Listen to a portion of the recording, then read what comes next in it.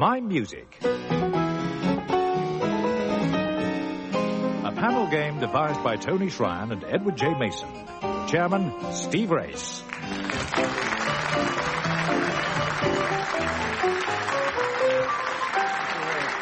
you, and hello again. We're on the stage of the Shaw Theatre, which just goes to show that you never can tell. We are, as ever, John Amis, Frank Muir, Ian Wallace, and Denis Norden.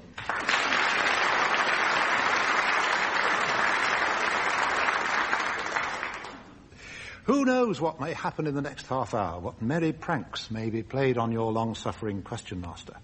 John, whose merry pranks are these?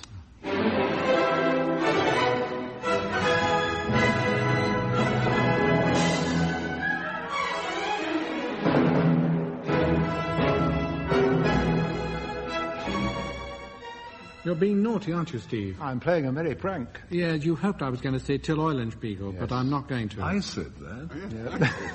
Everybody else may have done. It was, in fact... The only trouble is that the piece is Don Juan. Don Juan, yes, in Richard Strauss's... Not after Byron, mind you. Richard Strauss's symphonic poem, Don Juan.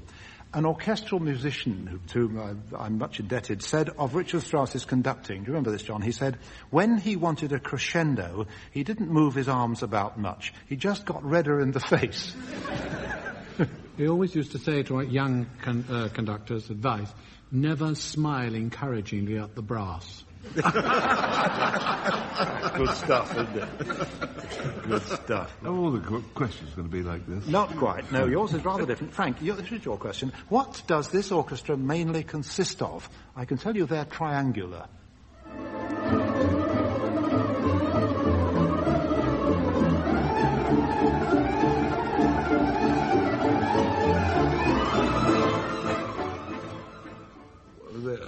They're either... Smashing sound, isn't it? Really bee-like. Yes. They're either triangles or balalaikas. And I suspect balalaikas... Well, triangles are not very good at playing the Flight of the Bumblebee. No. Yeah, they're balalaikas, that's right. And the record sleeve from which I took that, Frank, describes the performance as, I quote, a tour de force which eclipses all previous renditions of this Apian miniature. How's that for LPEs? Yeah. Flight of the Bumblebee, a balalaika orchestra. Ian, Russian again, Mussorgsky's music, but who plays the singer?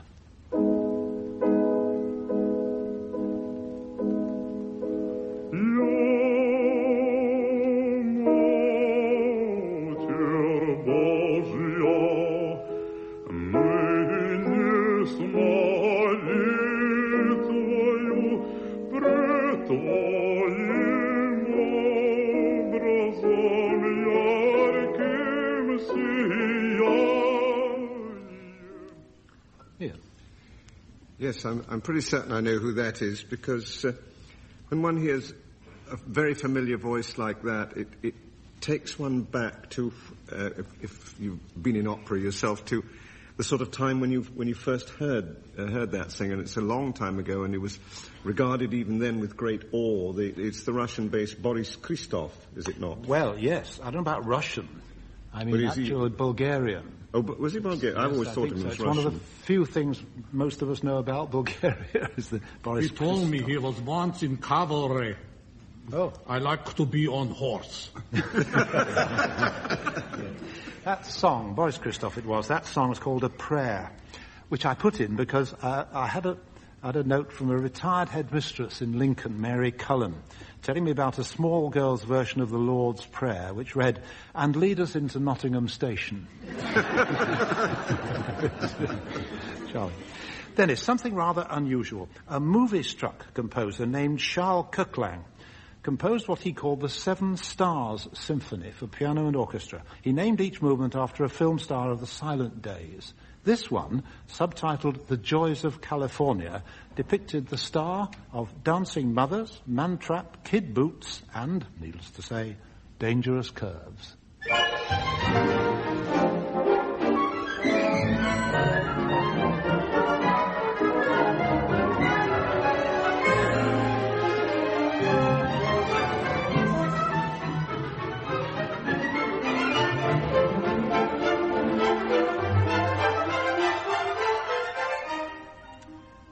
the girl? Well, going by the name, I would never have known her from, I must say, from that piece of music. But Man Trap and Dangerous Curves was Clara Bow. That's right. I've been able to have a look at some film clips of her fairly recently, and she really was quite startlingly attractive. Two interesting things about her. You said Kid Boots. Yes. Well, Kid Boots was a Ziegfeld show on Broadway, which had Eddie Cantor in, and when Eddie Cantor made a big success in Whoopi, they wanted to make a musical of it with her, but they were unable to do a deal. So it was only done as a silent film, which is a lovely idea, making a musical as a silent film. The other thing I remember when I had to look up Clara Bow was she actually made a film based on the rhyme of the Ancient Mariner, and it told the whole story, starring Clara Bow, which is an unlikely combination. As the old albatross. I once met this old boy, Kirkland. He was a very unattractive-looking, tall bloke with a beard, quite elderly, and he had a passion for films, and his particular passion was for Lillian Harvey. Oh yes. And he started a correspondence with her. And I think they once actually met, and she cooled off. And this was the great tragedy of the poor old fellow's life. Oh, dear. Very sad.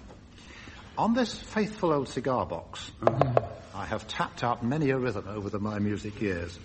John, this is in 3/4 time, and it starts on the third beat of the bar, so I will count you in. Right? 1, 2, 3, 1, 2.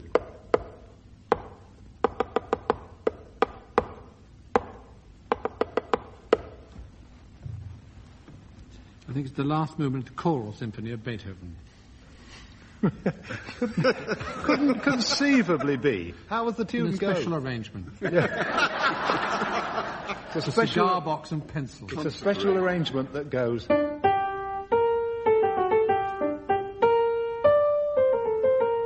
You do know, John, don't you? Yes. It is. Yes, I do. I do. What is it? Oh, you want to know? It's a G minor symphony, number 40, Mozart. Yes, K550. It's the third movement thereof. Yes. Frank, your turn. 2 in a bar in your case, and a very popular light orchestral piece not heard much these days. Right? 1 and 2 and...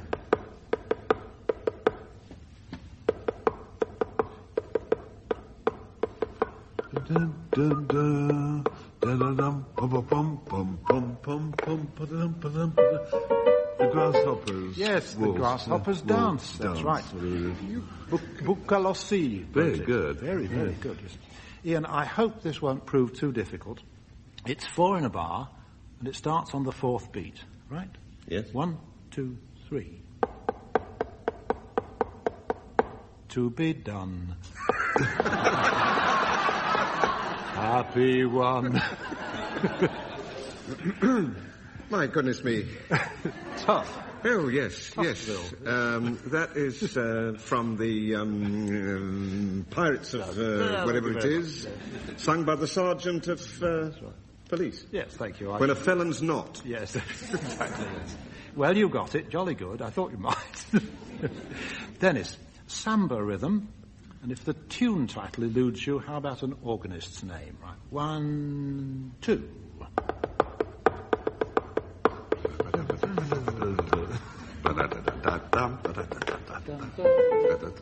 Tico. Tico. The Ethel organist Smith. Ethel Smith, the organist I had in mind. Absolutely right, yes. Thank you, Cigar Box. There's Mozart, there's Wagner, Harry Tierney, George M. Cohan, Vivian Ellis, Sterndale Bennett, Victor Schertzinger. I hope you've got all those names down, because they're the composers represented in this week's piano medley. John and Frank first, and then the second 4 titles for Ian and Dennis.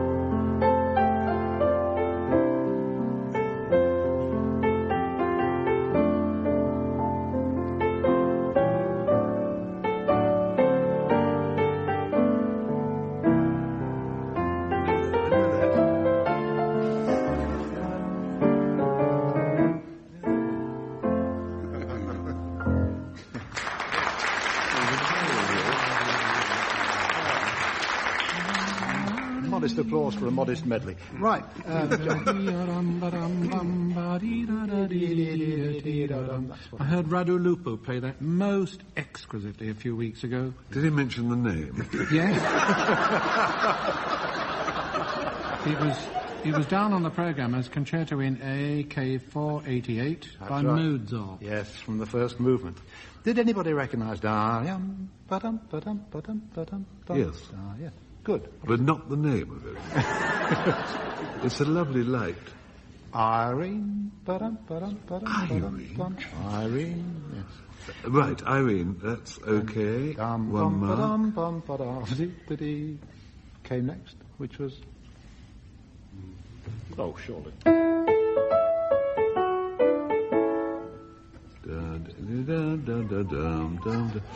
Military. It begins. Sorry, registry office. Yes. You didn't get... Here Comes the Bride. I had the better one of my wedding. Wagner, yes. Here Comes the Bride. And then the last one, da-dee-da-dum, da-dee-da-da-dum. Yeah, I know that like an old boot. Yeah. The maker's name has got effaced. My Chevalier. Stick your lower lip out. My Chevalier. That's right. I'll give you that. My Love Parade. My Love Parade. He's got a couple of them. Didn't we do well?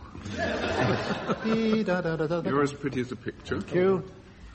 And then the next one. Mary is a grand old name. Yes. And then... Spread a little happiness. Thank you. And finally... Bum, ba-dum, ba-dum, all day. Title being... Leaning. Yes. John, here's an ear-catching duet sung by Maddie Mestley and Danielle Millet. What's it from?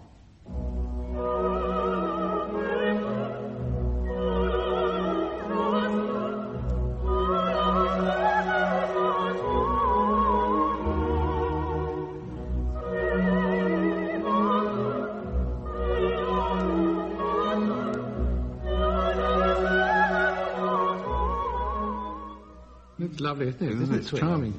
Operetta, operette, I would suggest. Yes, go on. Messager, somebody like No, that? Delibes. Delibes, yes. The Roi s'abuse. The flower duet from... Well, you didn't get it. Flora. From Lakme. Oh, bad luck, mate. No one could accuse the pop song industry of a lack of opportunism. And the same evidently goes for the Mary Rose Marketing Company Limited, which issued this memorable record in honour of the famous Tudor ship that they're marketing.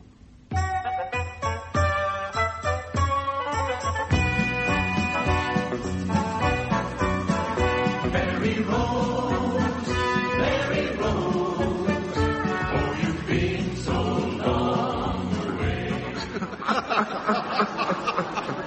You've been so long away. How long, Frank, has Mary Rose been you're away? a wreck. That's a sentimental song. How long's it? How long's it been away or under? Oh, quite a long time. Yes. Have an extraordinary while. Henry VIII died 1547, so 1532 and a half from 19... Oh, God, it can't possibly do this. Yeah. Throw a quick Minus 1530, say, to make it easy, which is 455 and a half years, Steve. Well, the ship was 35 years old when she sank. Oh. Recently raised, she was actually 437 years underwater. And I think you've got 5 marks, Frank. Don't you?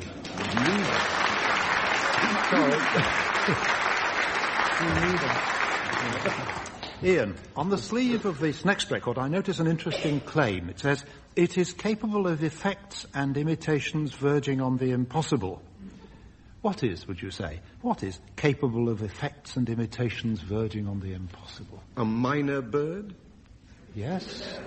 I thought you might say the human voice, which of course also is, but I'll accept your answer. I would have sort of been thinking more like a synthesizer or something. Well, yes. I'll give you the answer. You've got your mark. I'll give you the answer by playing a few bars of the record. At the same time, I shall land myself with 50 letters, which is what I always get whenever this instrument is played on this programme. Listen.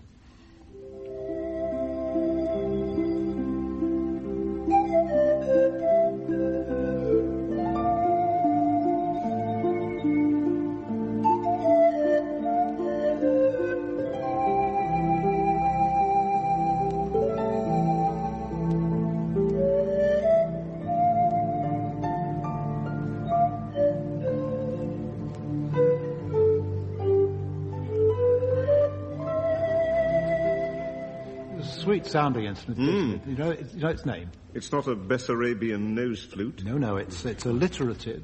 I know the name of the man who plays one, but I can't... It is... Giorgio Zamfir. Well, Georgi Zamfir Yeah. he's called, and he plays the... It was panpipes. But it's got another name, the panpipes, isn't it? Well, he calls them the panpipes, you know. Couleur d'automne was the name. It's a very evocative sound. Georgi Zamfir, oh, it's lovely, yeah. He has a very good trade in doing background music for creepy films. Yes. Yeah. Dennis, here's a weird version, I think, of an old marching song. I don't think even you can name the male singer, but who's the girl singer in the second half of the chorus? Why don't you hike the pipe to Tipperary? You got a long ways to go. Why don't you take a lower berth to Tipperary? To the sweetest man you know. Goodbye, Piccadilly. Goodbye, let's just swear. It's a long, long way to Tipperary, but my heart lies there. Now. Oh. And is that Ella Logan? Ella Logan. Annie Ross's aunt. Ella Logan singing. Jimmy Logan as well. She was singing, following Leo Watson of The Spirits of Rhythm, a record made in 1941. Long, long way to Tipperary.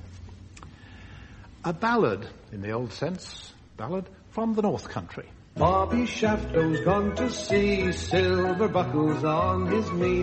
When he comes home, he'll marry me, Bonnie Bobby Shaftoe.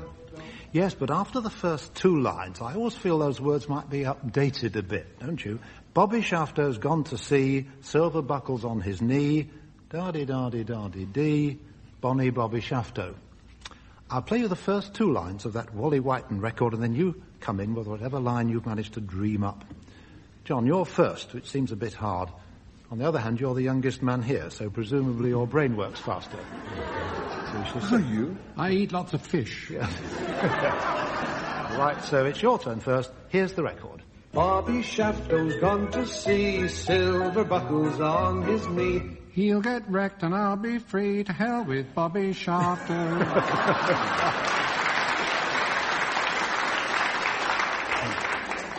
With the 20th century interpretation. Oh, indeed, yes, that's right. Okay, here's the song again for you, Frank. Bobby Shaftoe's gone to sea, silver buckles on his knee. Aboard ship sooner him than me. Good luck, Bobby Shaftoe. Oh, yes. Rather sooner him than me, indeed. Over to the other side, Ian. Bobby Shaftoe's gone to sea, silver buckles on his knee. I think he looks rather twee. Oh, that's nice. Right. Here's the Denis Norden version. Bobby Shaftoe's gone to sea, silver buckles on his knee. Says he bought him at the duty free.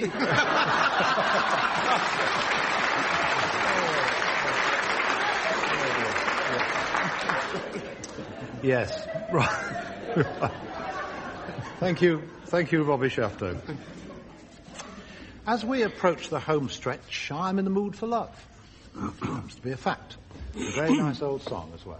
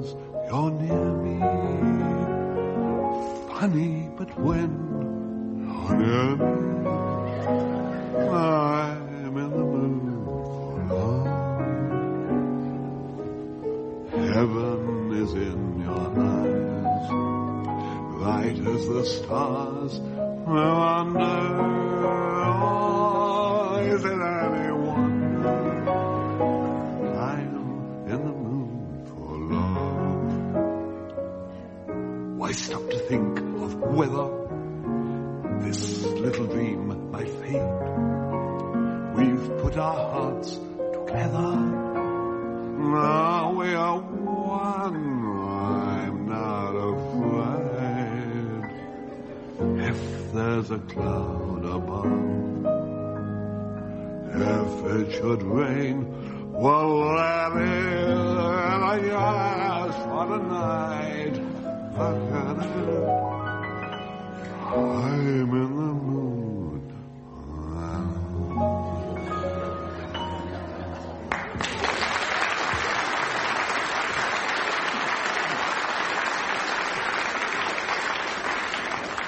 Every now and then, one of John's unaccompanied songs from the world of folk singing leads to a storm of letters saying, "Repeat, please."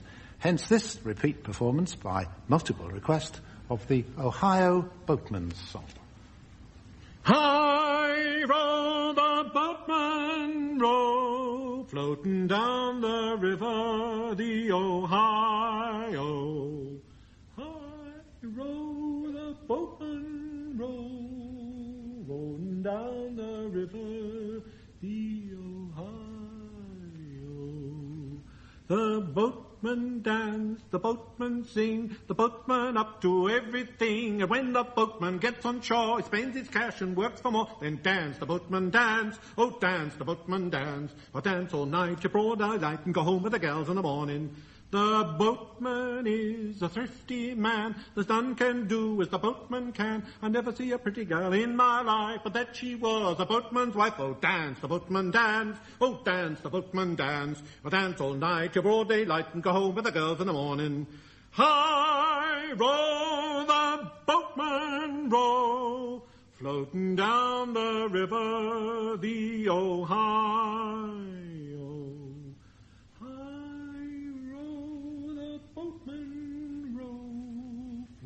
Down the river, the Ohio.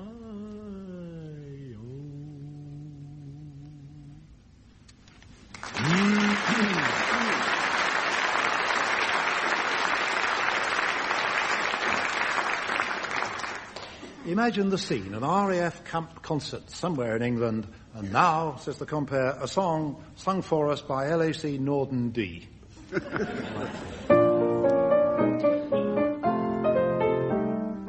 I'm just a nuisance to the sergeant. I don't get any breaks at all. I'm just the fella that peels the spuds. I'm at everybody's beck and call. I'm just the guy that takes the can back. They all think I'm dumb, but I don't care tuppence, 'cause I know darn well I'm a hero to my mum.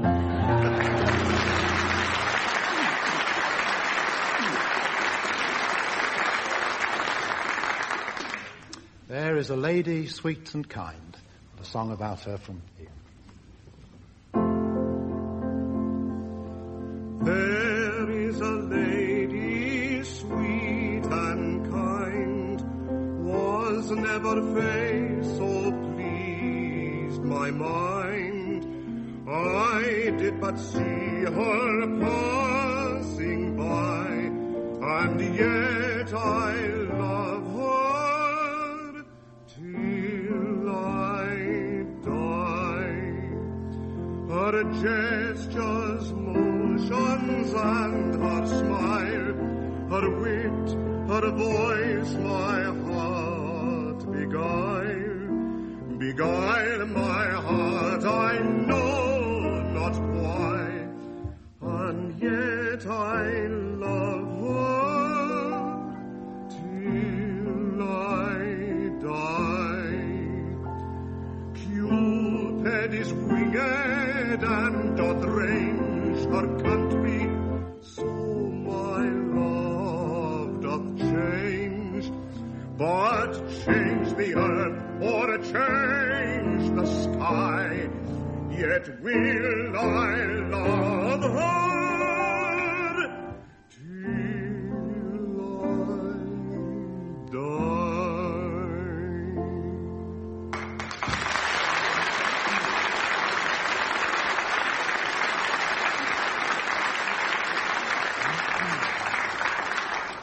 Sweet song. Final score at end of quiz, a victory, wouldn't you know, for John Amos and Frank Muir. Goodbye.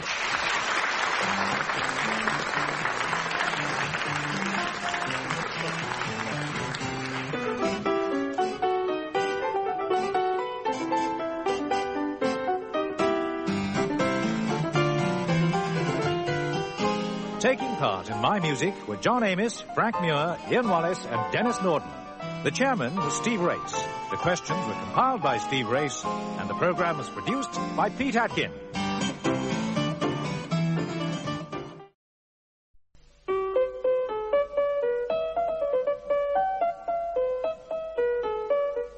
My Music. A panel game devised by Tony Schrein and Edward J. Mason. Chairman, Steve Race.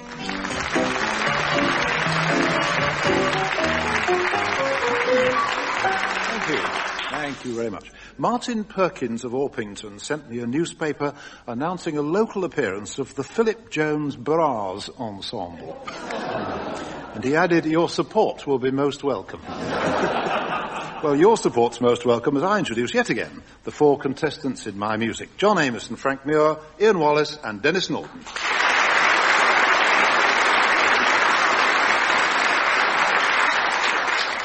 John, I come to you first, as always. Listen to this music, please, and then tell me, what's the date?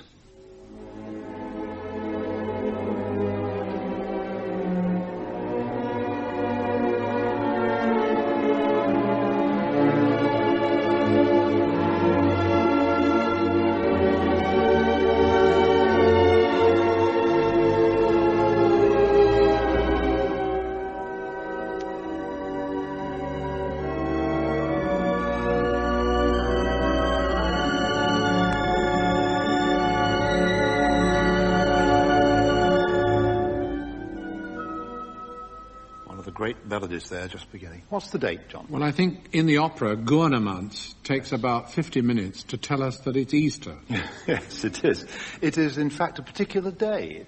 Yes, it's Good Friday. That's right. It's the Good Friday music from Parsifal. Yes. You probably saw The Guardian recently, did you, when they referred to it as farcical? Yeah. Yes. Actually, I've got a nice thing for you. W.J. Turner, music critic, described Elgar's The Kingdom as Parsifal written by a gentleman. Rather nice touch. And Noel Coward said that Pelléas and Melisande was like Parsifal without the jokes. Yes. Right. Another subject altogether. Frank, here is a mnemonic for remembering the kings of England. William, Henry, Stephen, Henry, Richard, John, Henry, Edward, 1, 2, 3, Richard 2, the king will be when all three Neds have gone. Then another Henry, and...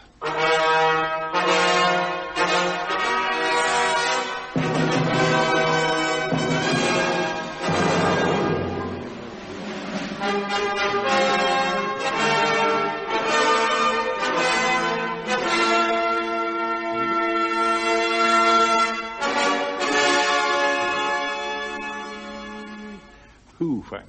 The date was 1812. It sounds to me very much like William Walton. Yes. And it's the music to the film Henry V. Henry V, that's right. The one who came in one part instead of in two parts. That's right, Henry V. Didn't the Americans call it Hank Sink? Duke Ellington wrote a piece called Sonnet for Hank Sank. Yes, that's right. Yeah. Actually, this is quite serious. I've always felt it's one thing I would love to do. I would love to take Shakespeare to see the start of Henry V. Do you remember the camera soars over London as it was and then comes in, and I can imagine Shakespeare saying, that's my Globe Theatre. Wonderful. Ian, according to Mrs. Grace Hull of Glasgow, one of her sons, I think when young, once asked to hear the song about a heater. Any idea what it was he might have wanted? A song about a heater. Heater? No. I will help you. Let's see if Bing Crosby can assist. Anita, ask thy soul if we should part. He actually asked for the song about one heater. Yeah. One heater, that's right. One heater. Ian, whose tune originally was that? Oh, wait a minute. Yes. Came from his first opera, Almira.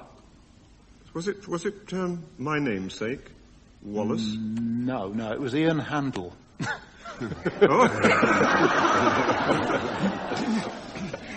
I think you've dropped a bit of a mark. I would say I dropped a complete mark.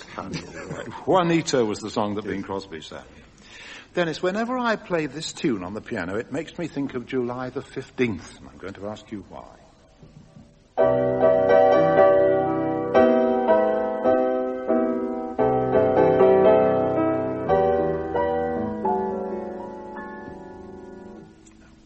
Why July the 15th? It's not when the last payment on the piano is due. No, it's soon it's going to rain, isn't it? Yes, soon it's going to rain. Soon it's going to rain. July the 15th. Oh, that must be, then it must be. I'm not, there's a sibilance from the audience. Yes, which that's right. Yes. Indicates Swithin's Day, where if it rains you mustn't wash your car for 40 nights or something. That's the thing. Yes. If it rains on St. Swithin's Day, the July the 15th, it will rain for the next 40 days, they say. A technicality or two. John, give us a gypsy scale. In other words, can you sing an ascending and descending harmonic minor scale? Well, gypsy style. Yeah. Well, gypsy scale.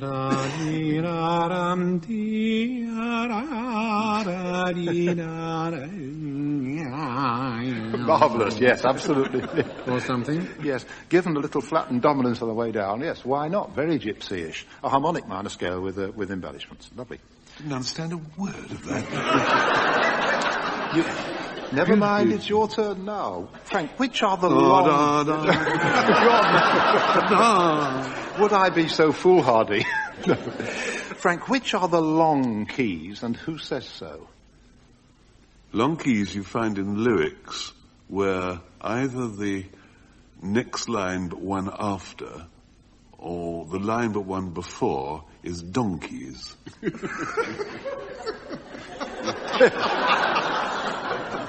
Donkeys. No use at all. The long keys, that's an American expression for the white notes on the piano, which are longer than the short black keys. That's observant of them, isn't it? Yes.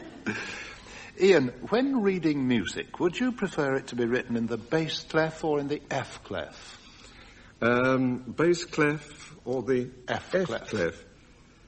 I can only think of that marvellous song that Rose Hill used to sing many years ago, which went, I'm tone deaf, can't tell a key from a clef. I didn't know that one. No. Well, I said... It was, I'm tone deaf. I sort of have a feeling that this might be a trick question. And that... conceivably, they are the same, one and the same. Well, you do read the bass clef, and if you think of that curly wig, it curls around the note F. You see, they are the same, the bass clef and the F clef. I think he deserves a bonus mark for that. You're very generous. Dennis, what is, I wonder if you can work it out, a tromba spezzata? The trombone stuffed with veal. Tromba is actually trumpet. Oh, it's a trumpet. Spezzata would be... I don't Seriously, know. Seriously, spezzata would be... What would spezzata... What... I don't know. It's the past participle of some Italian verb. Broken. Oh, broken. It's a broken trumpet. Yeah. Therefore, it's a... It's a broken trumpet. It's what... It's if you give a child a trumpet for Christmas, it's what you get about 11:30 in the morning. Yeah. Or it's a trombone. It's a broken trumpet. The trombone slides in and out, you know. I can't think why John and Frank shouldn't be able to collect 4 half marks now by naming the first 4 tunes in my piano medley. Likewise, Ian and Dennis, the second 4 tunes. Come.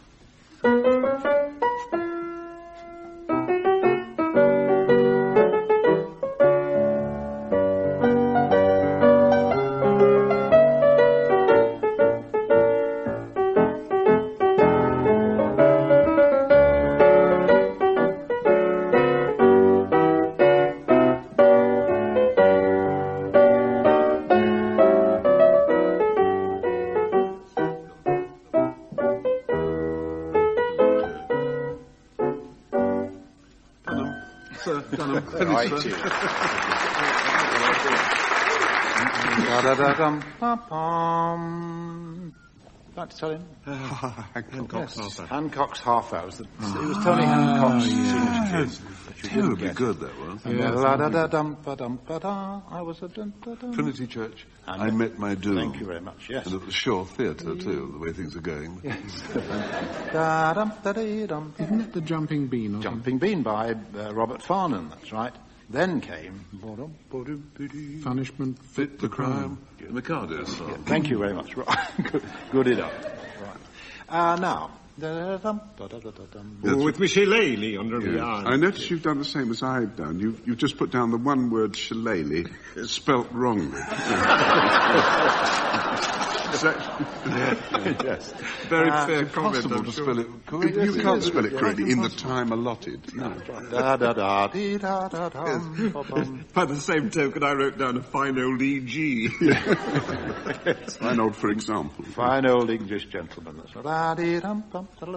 All good pals. And? Jolly good company. Jolly good company. And the last one, which Frank sang a few years ago. Yes. When you press to the telephone when it's Kitty, isn't it a pity that... Yes, that's right. Kitty the telephone girl. Kitty the telephone girl. It's practically exactly the same tune as English Gentleman, isn't it? Yes, that's what made me think of it. Oh, that's how I managed to put together these piano medleys, actually. I thought we were getting Old English Gentleman again. See where the old fingers go, that's right. A new orchestral work was being performed at a concert when someone from the audience called out, "Ignominious buffoonery." Bassoonery, presumably. Concert was actually in Paris, and he called it out in French, but I've translated it literally. I wonder, can you, each of you, recall some overheard comment on music being performed? Voiced from the rear, voiced from the stalls, that kind of thing. Well, I do remember the disastrous coronation performance of the premiere of Benjamin Britten's opera Gloriana.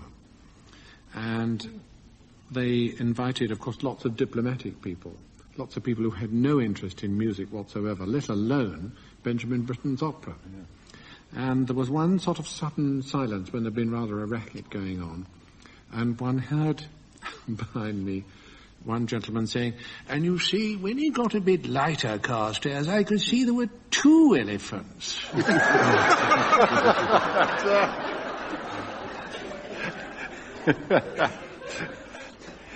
I didn't overhear John Ruskin, but I've always loved it. John Ruskin had a very fine musical ear, but he didn't like Beethoven, and he wrote to a friend, "Beethoven always seems to me like the upsetting of bags of nails with here and there an also dropped hammer."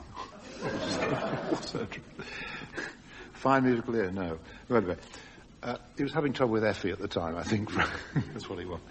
Ian, an overheard comment? A friend of mine recalled once hearing at the Royal Opera House many, many years ago, during a performance, I think, of Tristan, either Tristan or some other Wagner opera, a very disgruntled Italian-sounding voice, having obviously come to what he didn't want to see and absolutely fed up, and very loudly, in the middle of a quiet passage, shouted out, "I wanted a rigoletto!"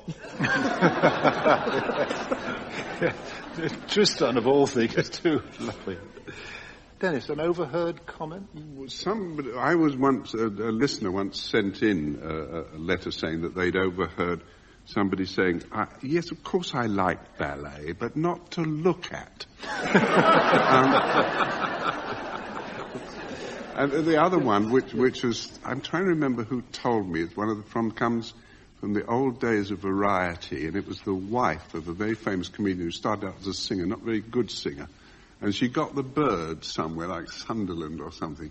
And as she was getting it, it was very painful, everybody was catcalling and yahooing and so on, and somebody shouted out, "God, give the old cow a chance." And she broke off the song and said, "Thank you, I'm glad there's one gentleman in there."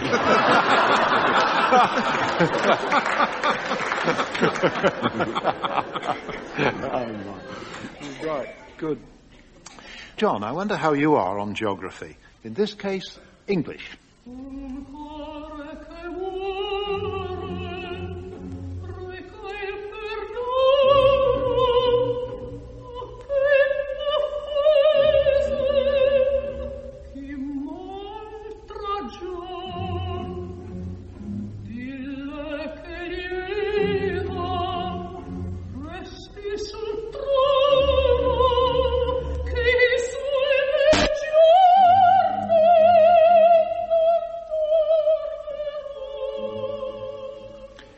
John, Donizetti's opera, Maria Stuarda, takes place partly in Fotheringay. Where is Fotheringay? It's like in Mitzerland. It's in Yorkshire. No, it's not as far as you might say up as that. It's near Oundle, so can you give me a county? Oundle, Northants. Northamptonshire, Fotheringay Castle. So, still geography. Frank, the travels of Felix the Cat.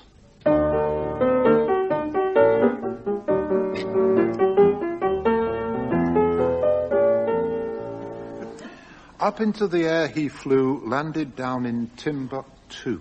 Where is that, Frank? Timbuktu. Well, it's an old name for what we now call Bury St Edmunds.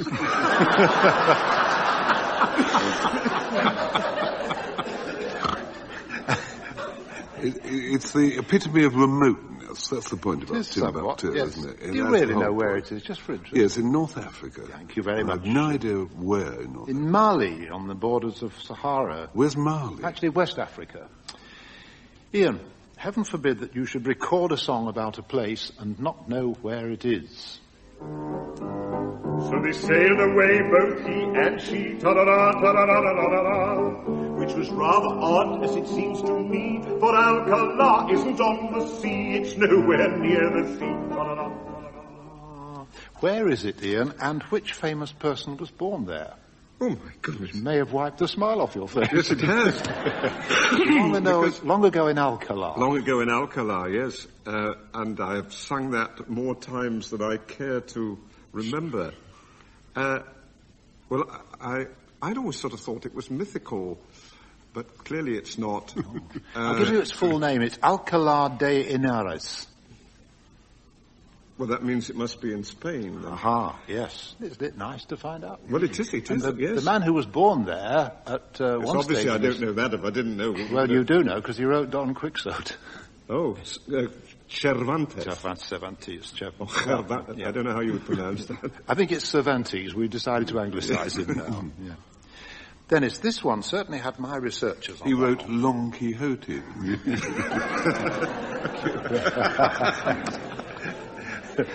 Worth an interpolation. Yes. Dennis, over to you. This one had my researchers on the hop.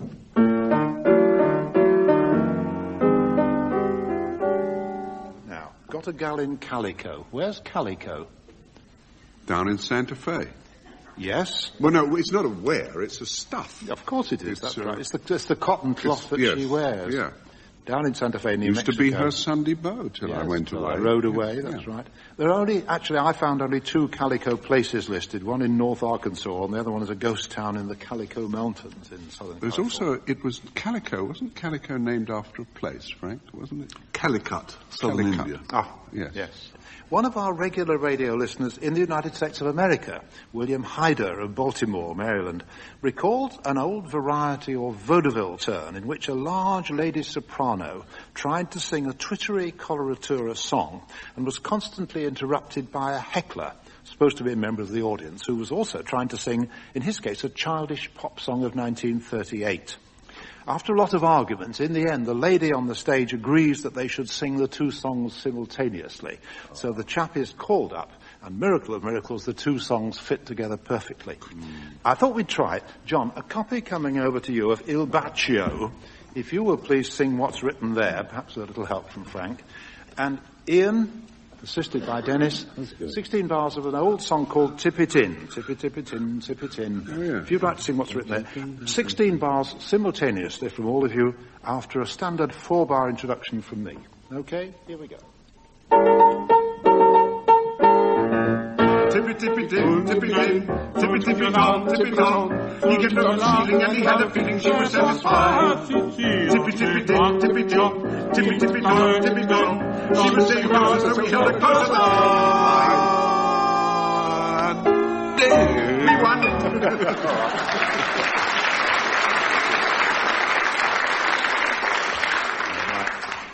Try another idea. According to the words of songs, John, in whose company did I, as a boy, hear great argument? Two kinds of people. You'd oft heard great argument. I don't know. You say it. No, I don't know. I know that bit. I'm going to shame you by asking the audience, who are the two people? Doctor and Saint, and heard great argument. Frank, your turn. Where was that ever so heavenly shore? Oh, yes. Well, it's connected with my sandal. Yes? Because it's sand in my shoes. Yes. Which reminds me of that lovely holiday I had in Havana. Got it, yes. Going to that ever so heavenly shore. Yes. Ian, I'm not sure you'll know this, Ian. Where are there rumbas and tangos to tickle your spine? Sounds like pum pum pum pa-dum pum pum pum pum pa-dum. Rumbas and tangles to tickle your spine. Brown paper packages tied up with These are some of my tickly things. It's where there are rumbas and tangos to tickle your spine. Down Argentina way. Pardon, Dennis? Down Argentina way. Down Argentina way. Thank you, sir. Your side got it. Dennis. I think there was a gentleman in the audience who had it before either of us. Yes. Dennis, what was I smoking, Dennis, when I went sneaking with my brother Bill beside the cider mill? Oh, yes. That's a tricky one. We're smoking, it must be corn silk, because that's the name of the song. The corn silk in my daddy's pipe. Oh, yeah. Right. I tell you something about that song, because I came across it only recently, which is probably why it came back to mind. But I made a note. I can't remember the exact line now. It's the other song that mentions Huckleberry. I can't remember where it comes, but look it up. Moon River. Apart from Moon River. We come now to the party pieces. The show was sunny. The song is Who? The singer, Frank Muir. I always forget to breathe when you're singing.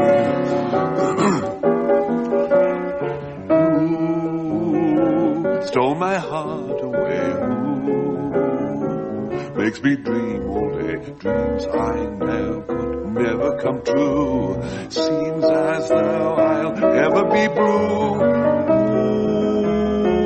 Needs my happiness.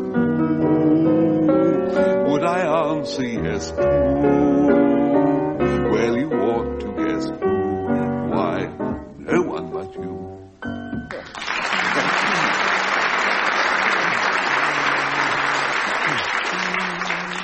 Every now and then John chooses a folk song which calls, he says, for unaccompanied performance. And that leaves me free just to listen and enjoy. John. As Kathleen fair beyond compare, asleep upon a bank I spied, all upon tiptoe I sought her side, and kissed her down in the daisies. But up she starts, and on me darts the shafts of scorn from lip and eye. Then in a storm goes sweeping by, and leaves me alone with the daisies. But when next day I chanced that way, there Kathleen blushed in all her charms. With sighs she sank into my arms, and we told our loves to the daisies.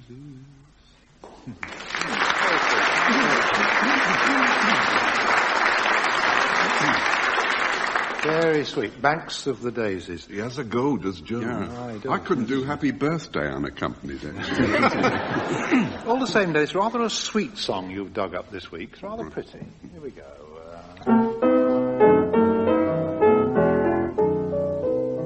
Just halfway to heaven, you'll find a cottage small. It's halfway to heaven, beside a garden wall. while butterflies are flirting out in the sun. Behind a kitchen curtain, someone's cooking while she's looking out of the window to hear that old refrain that I whistle as I come down the lane. Then she meets me halfway up that pathway that's halfway to heaven and home.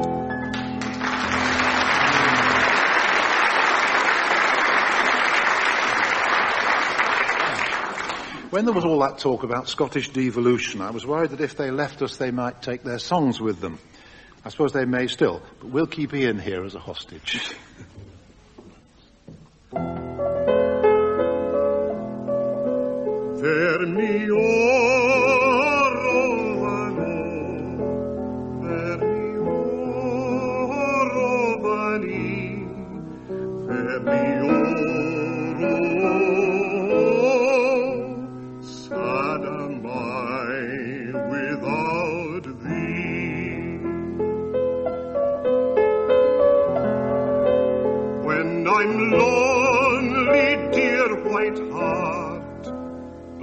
The night or wild the sea, by love's light my thought finds the old pathway to thee. Per mio Rovano, per mio Rovani, per mio sad am I without thee.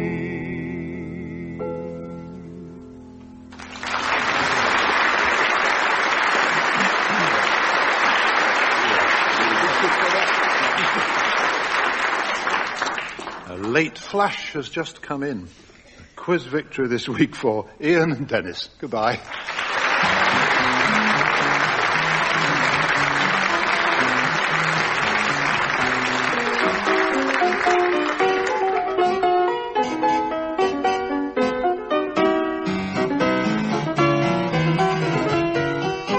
Taking part in My Music were John Amos, Frank Muir, Ian Wallace and Denis Norden. The chairman was Steve Race. The questions were compiled by Steve Race and the program was produced by Pete Atkin.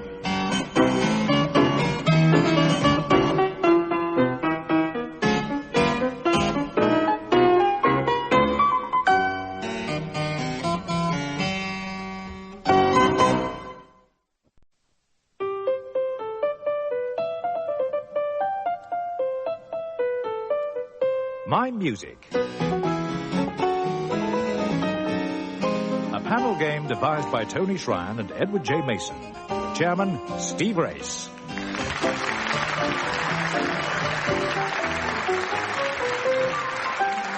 Thank you. 4 musical friends of mine crave admission. John Amos and Frank Muir, Ian Wallace and Denis Norden.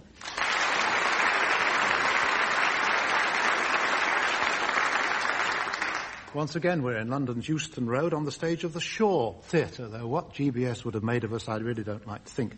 It was Shaw, you know, who said, when a man is doing something he's ashamed of, he always declares that it's his duty. Well, duty calls. John, first question to you. Start us off by identifying this dance.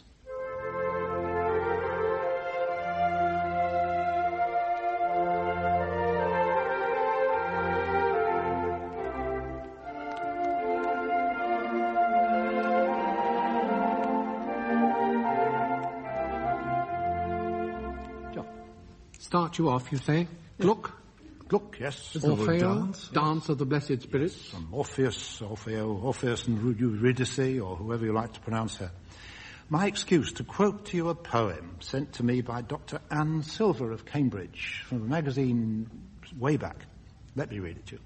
When Orpheus smote his tuneful lyre among the Slocum Regis choir, who, greatly daring, undertook the celebrated work by Gluck, or as some put it, tried their luck at singing choruses by Gluck, The name of his unhappy spouse diverse opinions did arouse. For while sopranos, strong and screechy, loudly lamented Eurydice, and altos on the lower G bewailed the sad Eurydice, the basses scorned distinction nice, and sang the fate of Eurydice.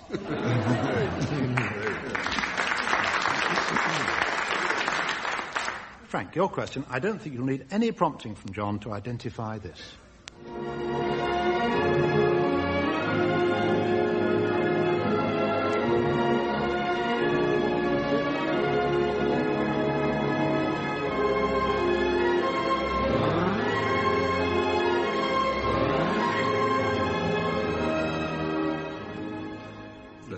That fine, philosophical and ancient family, the Russells of Spring. Do you know the composer? Russell of Spring by... No.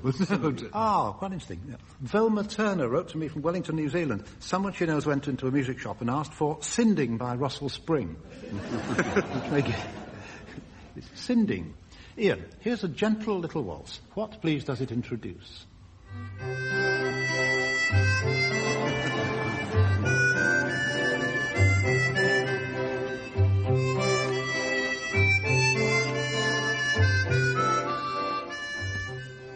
Introduces half an hour of very delightful entertainment on the telly. Yeah. Last of the Summer Wine. Yes. And that lovely, lovely man, Bill Owen. Mm. Dennis, I don't much care for the sound of the horn on my car. What's yours like? Do you like yours? I can't sound it because the state of my car is such. If I press the horn, the lights dim. So I don't hear it a lot. No. I suppose if I had a special custom-built car horn, Dennis, it ought to play something like... Yeah. Or perhaps... something like that. But it depends how you drive, actually. I think if I had one, it would be, what can I say, dear, after I've said I'm sorry? I've noticed that young madheads with sports cars often seem to have horns that play... Question, Dennis, what is it, and what does the title mean?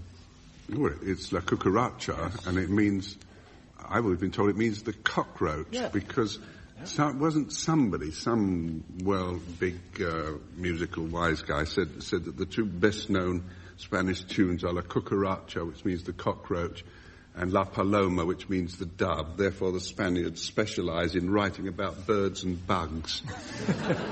I haven't heard that. Using song words as a guide. John, what should one gather while one may? Roses. Rose? Buds. Can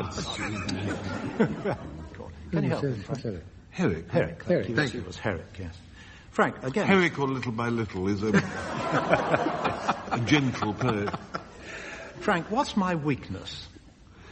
Well, chewing your toenails, it used to be. Musical car horns. Oh, yes. It's rosy cheeks, eyes of blue. Yes. That's my weakness. Yeah, that's my weakness now, is the song. That'll do. Ian, you and I are more or less of an age, in my case less. So... Yes, I perhaps this is a moment for me to assert confidently that the only sort of hold that I have over my colleagues in this particular programme is that I am the oldest. Not by much. Not by much, but I am. By a bit. So I can pull a little bit of rank on that one. So, Ian, if anybody can remember this song, you can. No, it's not exactly in your style. Where has Ali Baba's camel gone? Ali Baba's camel? Ali Baba's camel. Where's he gone? I don't know where he's gone. Can I give you a quotation of the early part? Ali Baba's camel loved Ali Baba so that everywhere he went to, that camel was sure to go. Ali's now... Dennis, can you help? Ali's now in heaven. In heaven, but this I know it's true. Wherever Ali Baba's gone... The camel's gone there too? Yeah, fair enough. Yes.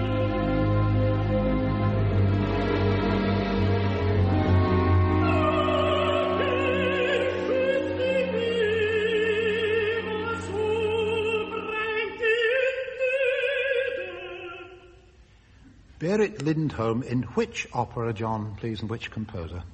It's Berlioz. Yes.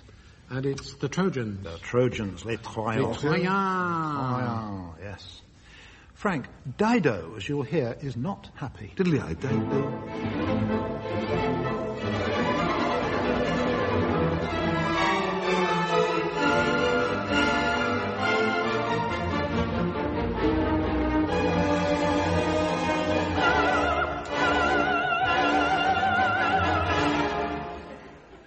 Frank, what are her next words, in English or, if you prefer, in French?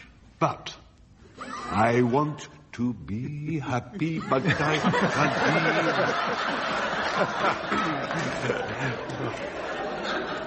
be. I think you may be right. You may be right, but we'll just check.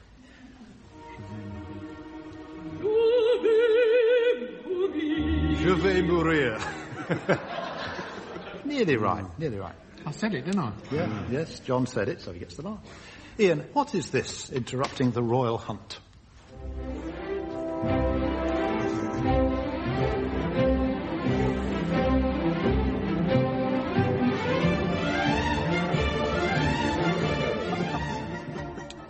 It is a storm interrupting the royal hunt.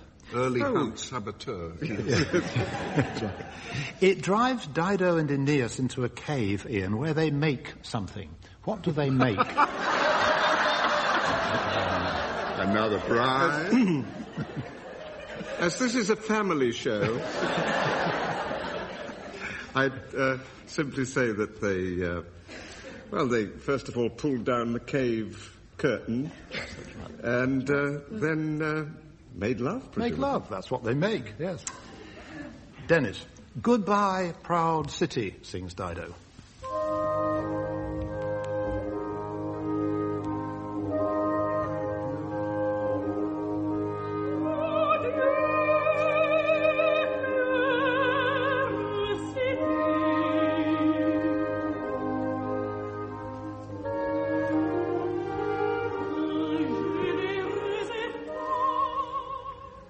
Dennis, her city was Carthage, of course. Aeneas' city was Troy. Where would you go to see the site of those cities now? Oh, Lord. Carthage. It used to be called Asia Minor. Well, it still You'd is. go to your nearest travel agent.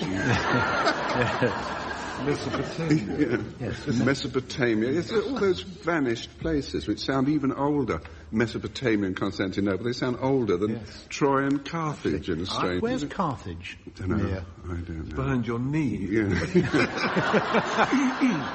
One of the most satisfying things that I ever did was a story about the wooden horse of Troy, in which one of the soldiers packed inside, began to feel unwell. So the sergeant said, "Is there a doctor in the horse?"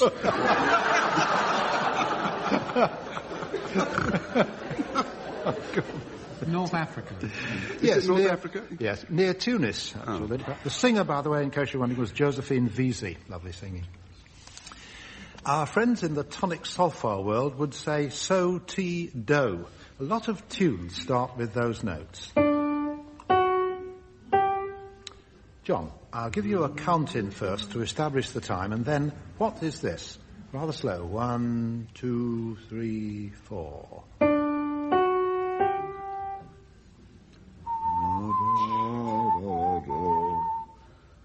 No, let me harmonise it for you. Once in... Yes. Right. Royal David City. Yes. But it could also have been the humming chorus from Madame Buttercup. Well, it could indeed, yes, so you certainly have a mark. Frank, that's the not the same next starting question. notes for you, Frank. Different rhythm, right? Rather perky, this. 1, 2. Checkbook, yacht, happy, got, sun, morning, moon at night. Yeah, got the sun in the morning, yes. Ian, yours is in waltz time, right? 1, 2, 3, 1. Yes. I feel... Something that I never do. Yes, I feel pretty. West Side Story, that's right, yes. Rather legato. Dennis, back into 4 time and across the channel. 1, 2, 3... That's the one I was waiting for. Chateau André. Chateau André, yes, that's right. And one for the audience, right? 1, 2, 3, 4.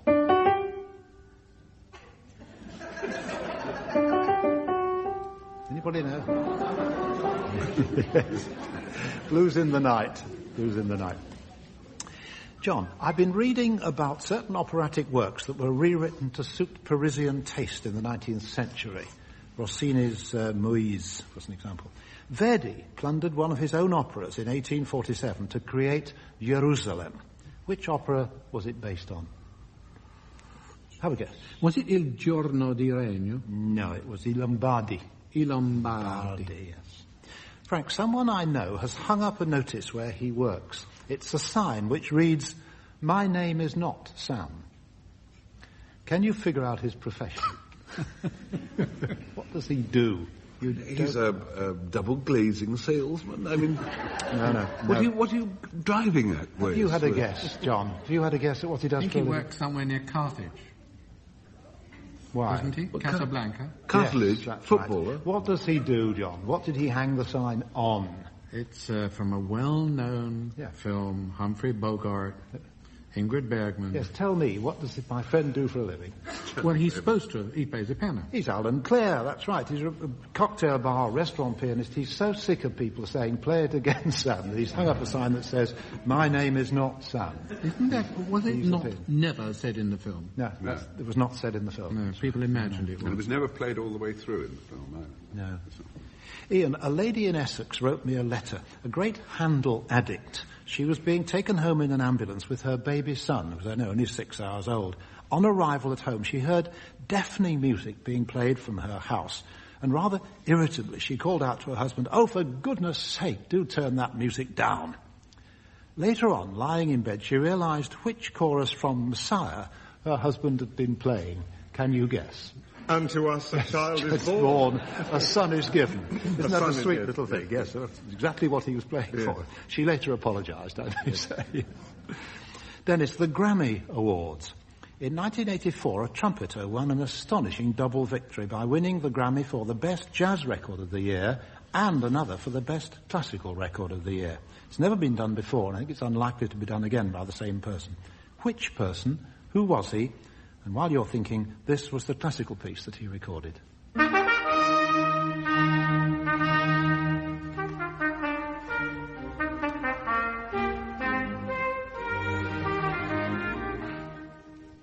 know his name? You could play the jazz piece as well, because I really have no idea. His name, Wynton Marsalis. Really? An incredible record, really. As you'd agree, I think, John, wouldn't you? Yeah. I haven't heard it. No. But you heard that piece, which is by... Oh, yeah, that wasn't bad. Yes. Who wrote that trumpet concerto? Malcolm Arnold. No. But he always wrote the trumpet concerto. Hummel. Albinoni or Vivaldi or... It's Hummel. Hummel. Yes. On the bum. Well, he should have been Malcolm Arnold.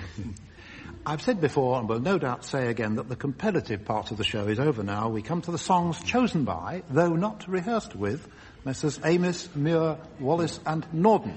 Frank's choice this particular week is an old favourite. Rather nice if you'd hum along with Frank as soon as you recognise it.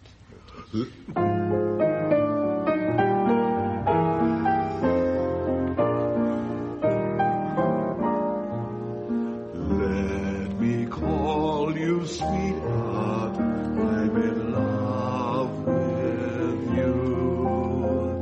Let me hear you whisper that you love me too. Keep the love light burning in your eyes so true. Let me call you sweetheart, I'm in love with you.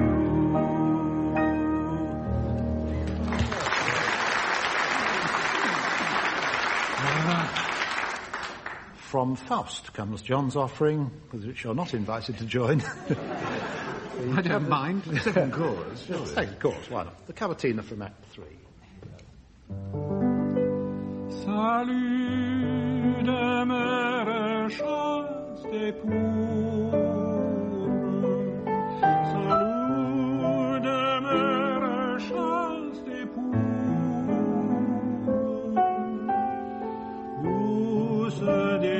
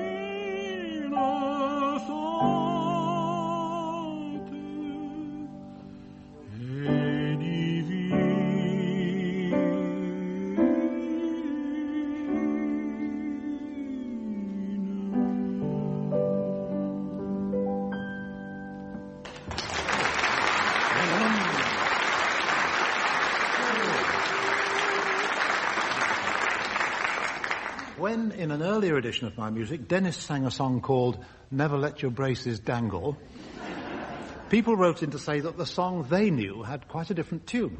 What to do? Consternation at Norden Towers. Then the solution dawned. Sing the other version. Never let your braces dangle, dingle, dingle, dangle. One old sport, he got caught right into the mangle. Over the rollers he went by gum, came out flat as linoleum. Now he's singing in Kingdom Come, never let your braces dangle.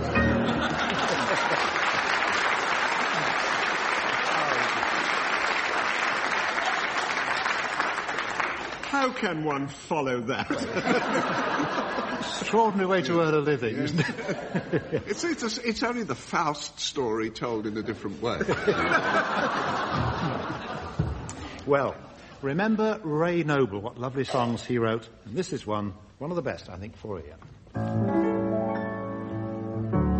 Love is the sweetest thing, what else on earth could ever bring such happiness to everything as love's old story. Love is the strangest thing, no song of birds upon the wing shall in our hearts more sweetly sing than love's old story. Whatever heart may desire, whatever fate may stand, this is the tale that never will tire. This is the song without end. Love is the greatest thing, the oldest yet the latest thing. I only hope that fate may bring love's story to you.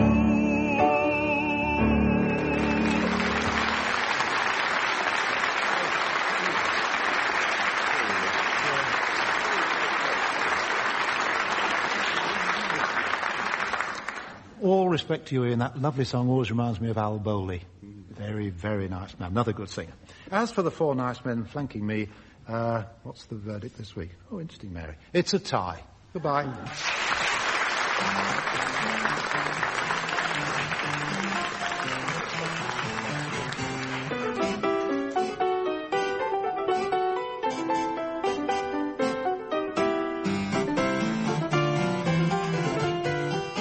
Taking part in My Music were John Amos, Frank Muir, Ian Wallace and Denis Norden.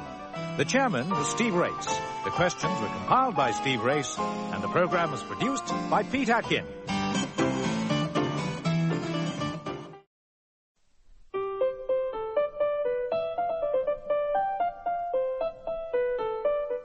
My Music. A panel game devised by Tony Shryan and Edward J. Mason. Chairman, Steve Race.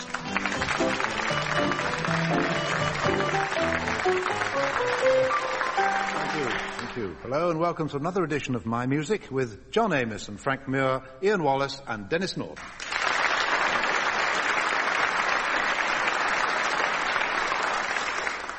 All the music in this opening round has associations with trains of various kinds, like, for instance, Pacific 231, Chattanooga Choo Choo, Ellington's A Train, but not those, of course. John, you know the composer of this film theme as a man whose abilities range from jazz to Boulez, who in fact taught him composition.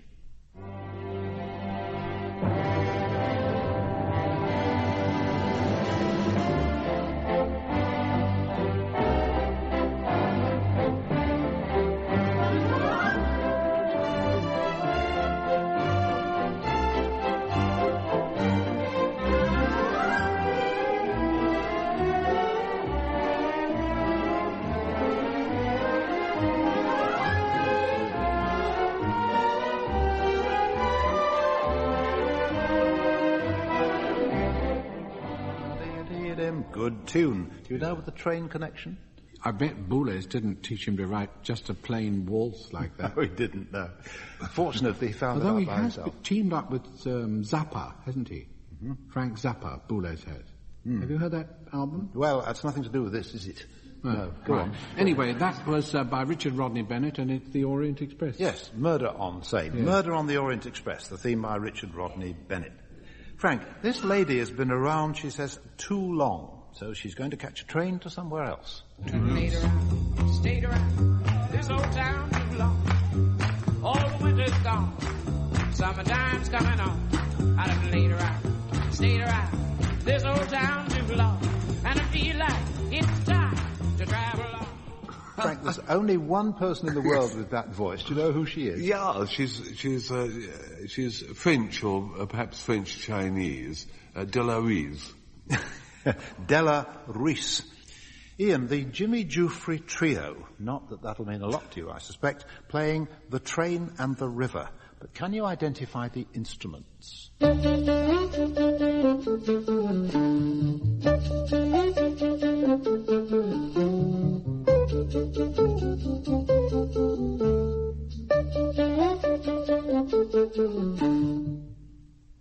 Now.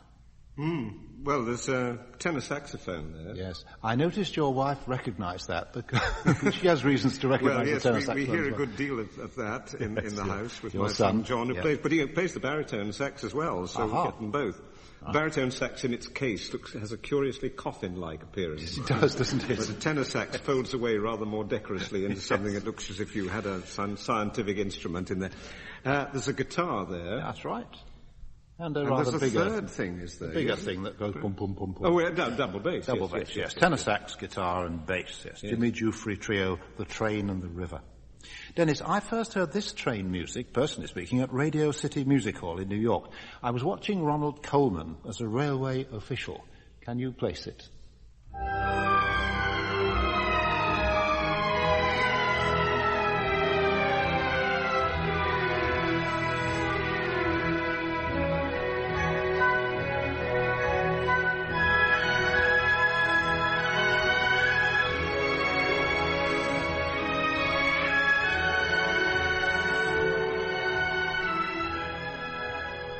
Yes, it was the Indian strain in that. Right. India countryside. Yes, he played one of the guest. Ronald Coleman played one of the guest parts for Mike Todd in Round the World in 80 Days. He played an Indian train official, and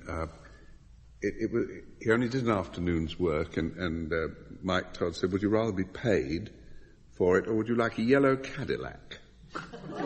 And he said, "I'll have a yellow Cadillac." And somebody said to him, "Don't you think there's something rather indecent about getting a yellow Cadillac for an afternoon's work?"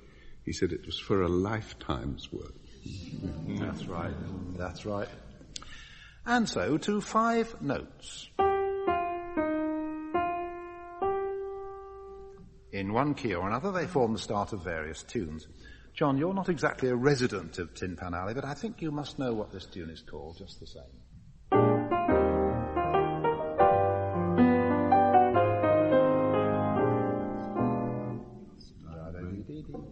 Well, it's not on the dark side of the street, it's on the sunny side. On the sunny side of the street, yes. Frank, yours has a sort of inbuilt alternative title.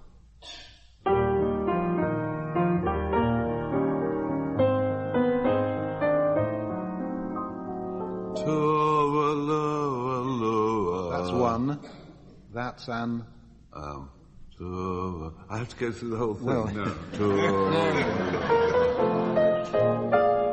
That's the bit you're after. It's a wet bank holiday. Tooraloo, certainly. That's an Irish lullaby. Right. Oh, yes, Ian. That as well. Yes, that's it. Ian, a martial version of those 4 starting notes. Oh, gracious. We had a record of that when I was a boy. I don't know why. I think it was because it was by the BBC Chorus. Back at 15 shillings it cost. I'm not as old as that, Frank. No, it's Bring the Good Old Bugle Boys and play another song. I think they'd blow the good old sing people. Sing it with the spirit that will the world. You'll get to it. Yeah. Isn't it called When We Were Marching Through? It's called an Irish lullaby. No, it's called Marching Through Georgia. General Sherman's famous march in 1864. Yeah. General Sherman said afterwards, that if he'd known the tune was going to become so popular, he'd have marched round Georgia instead of through it. Dennis, the same 4 notes, but entirely different stress. That's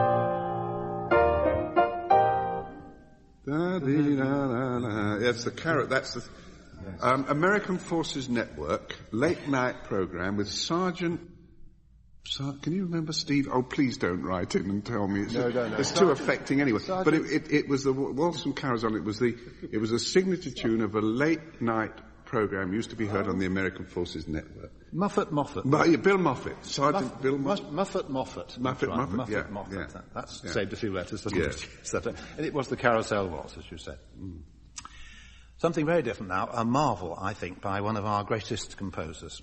Ian, be listening particularly to the singers, if you will, as I ask John and Frank their questions. John, a governess is singing to herself about her forthcoming job. Very soon I shall know what's in store for me. What's the point of those timpani, John? They're supposed to represent, I imagine, the rumble of the carriage that the governess is travelling in towards Bly. The name of the opera, please? Turn of the Screw. By music. Benjamin Britten. Yes, thank you. Frank, as the narrator says in the prologue, it is a curious story. I have it written in faded ink with a woman's hand. Governess to 2 children long ago. Benjamin Britten, sir. Well, a curious story, but whose original story and when was it published? Henry James. And give me a date. James was quite early, much earlier than one thinks. He was late 19th century. That's got it. He's late 19th century. Which bit of the late 19th century? 1898. 1898, absolutely. My friend says. Dead right, 1898, yes. And the Britten libretto by Myfanwy Piper. Ian, you've already heard the narrator, and before that the governess. Here are Miss Jessel and Quint.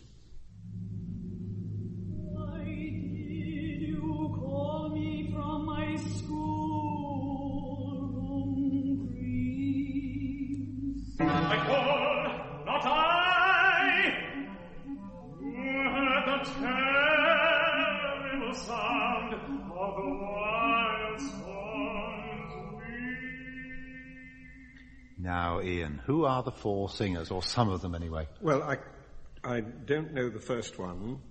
No, the narrator, Philip Langridge. Well, I thought the first one was I did know Philip Langridge. Oh, you're right, of course, yes, the governess. The governess, whom I didn't know. Helen Donut. Ah. Yeah. And then the other 2 were fairly unmistakable. Yes. Heather Harper and Robert Tier. Splendidly done. Yes, absolutely right. Yes. Dennis, the ending of this opera is, I think, marvellously chilling. Peter Quint! You devil!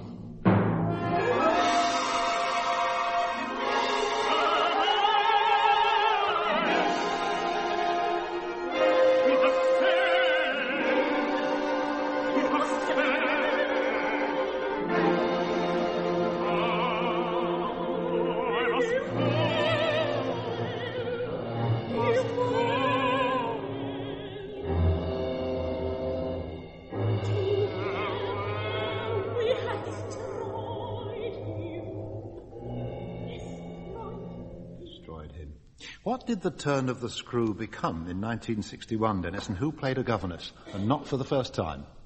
Who, the film, you mean? Yes. That's right. Well, the film was Jack Clayton. It was a wonderful version of it. It was Jack Clayton, The Innocents, with Deborah Kerr playing the governess, where he did this wonderful thing where you never really saw, or you were never sure that you saw anything strange happening. It was one of the most atmospheric things. But there was, I thought, quite an interesting version of it that Michael Winner did, the Nightcomers, where all the emphasis was on Quint and the children, and not so much on Miss Jessel. That was with Marlon Brando. Why did I say that Deborah Carr played a governess not for the first time? Well, presumably you were trying to guide me towards Anna and the King of Siam. Yes, I was. That's right. Yes, the King and I. I wonder if Dennis knows who the film star was who played the little boy Miles in the original version of the opera many, many, many years ago. No. You tell me, John. When he was a kid, it was David Hemmings. Oh, yes, that's right. He was with he did a lot of opera work. Yeah. Shouldn't it be The King and Me? Now for one of those rounds in which I sing, or vocally indicate might be a better way of putting it, the lead-in notes to a popular song, and you provide the next line, or the rest of the line. All these songs are by Cole Porter. John, it was a dead loss to me. You're not being just to yourself. It was just one. Ian, one more things? Just one of those things. We'll give him that. Fabulous. Yes, I've got it, Mary. We'll give it to one of those. Right. Frank. Now and then. Dying. Do you remember, Frank? Frank and I once... It's like working with a dog. We once wrote a show for the Crazy Gang that included a sketch, and Teddy Knox put a gag in, and this was a kind of mysterious sketch set in the Mystic East, and he described this Indian god which had 5 arms and 3 legs and 2 heads, but, and the orchestra played, just one of those things.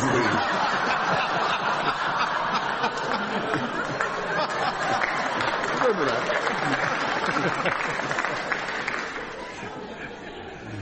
And John wondered what they were laughing at. Right. Where were we? Oh, yes. 4 songs by Cole Porter, and me doing the lead-in notes. Frank, your turn.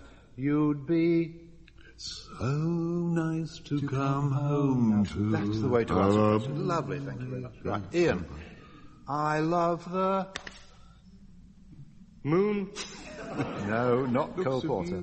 I love the looks Help him, of Dennis. you. Of you. You.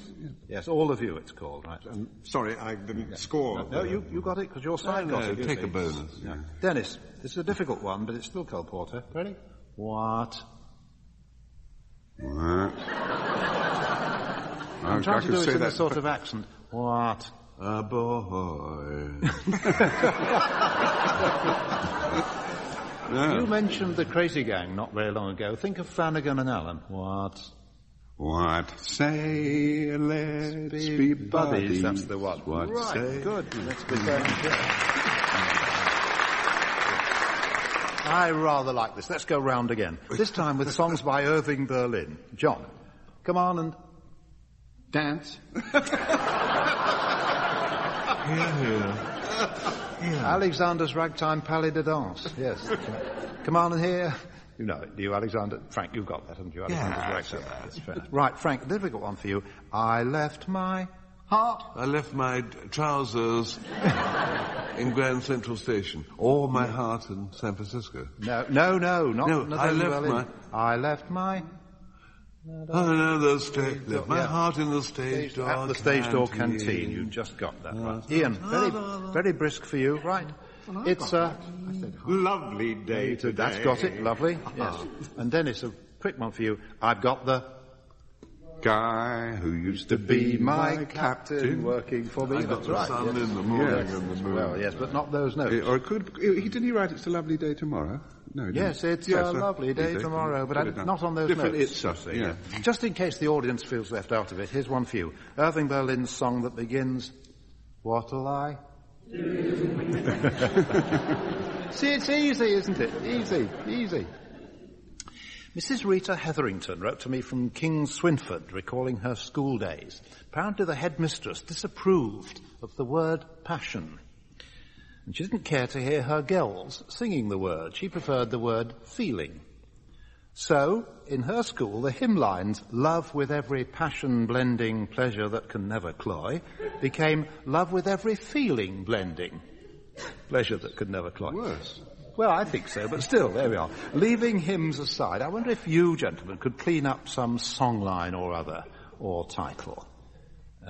Just to start you, I mean, Ian, you know, you've been known to sing a song which I think might be called The Snowy Chested Pearl, if you really want to get rid of a naughty word, yes, you see. Of course, really all the songs that I've sung in my lifetime have been perfectly suitable for girls' schools.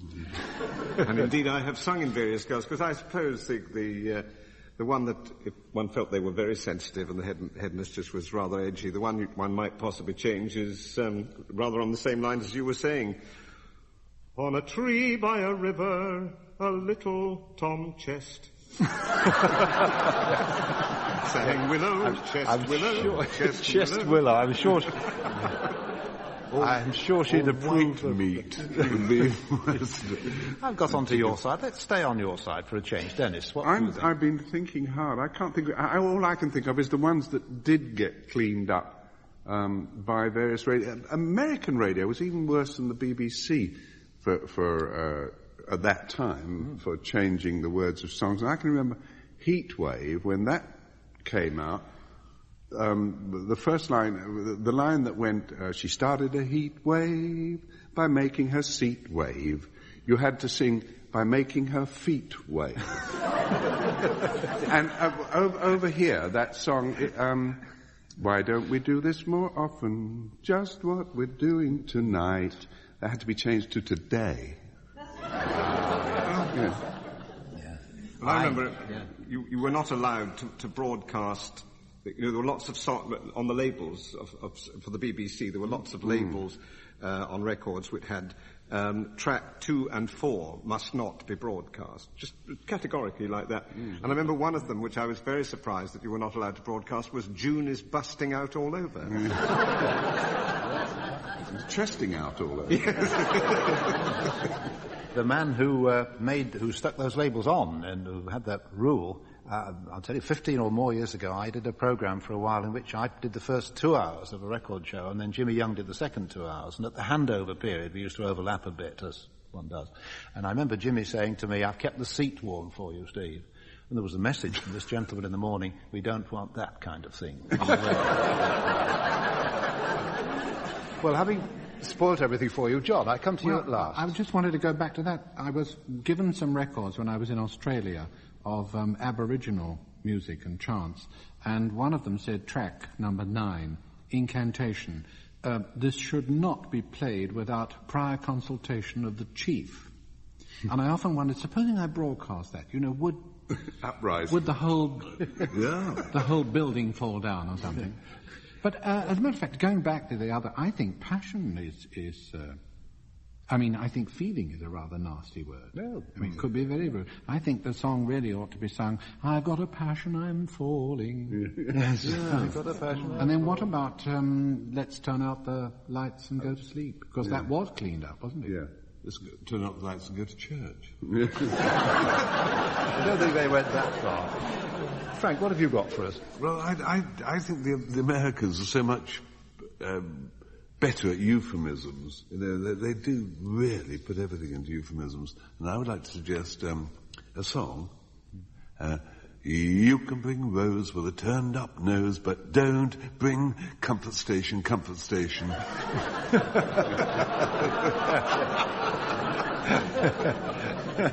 Yes.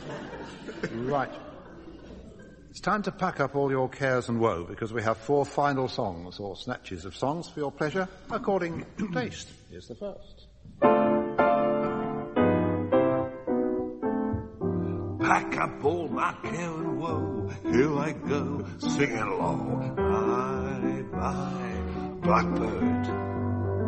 When somebody waits for me, she's as sweet, so is she. Bye-bye, blackbird.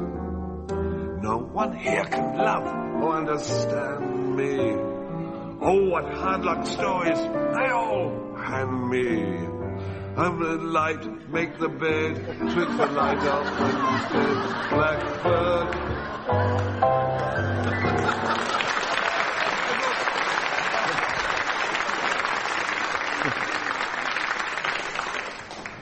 Shimmy tempo, it says, at the head of this excerpt from the Brecht-Weil threepenny opera. I'll do my best for you, John. Bye. Right, here we go.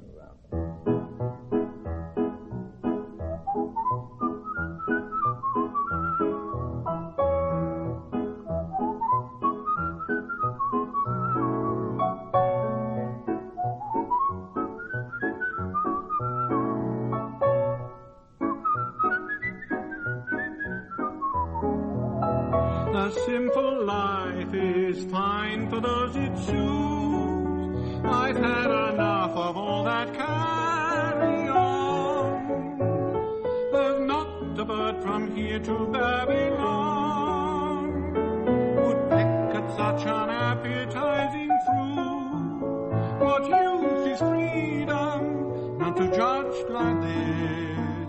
One must live well to know what living is.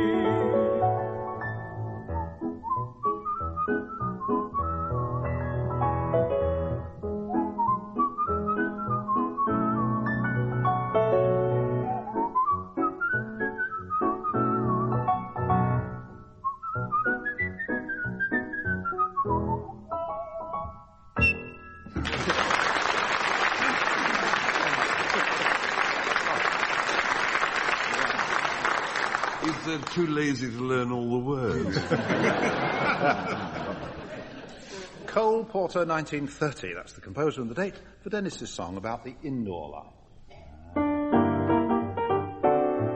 From Saturday until Monday, I'm what the sportsman abhors. A weekend hater, thanking my creator for the great indoors. While the others are rushing from bathing suits to +4s, I'm glad I own a comfortable kimono for the great indoors. The breeze may die, but what care I? I've got a big electric fan. If passing by, come in and try biting your initials on my artificial tan instead of wrecking my system by playing games with old bores. I take no chances sitting on my Francis in the great indoors.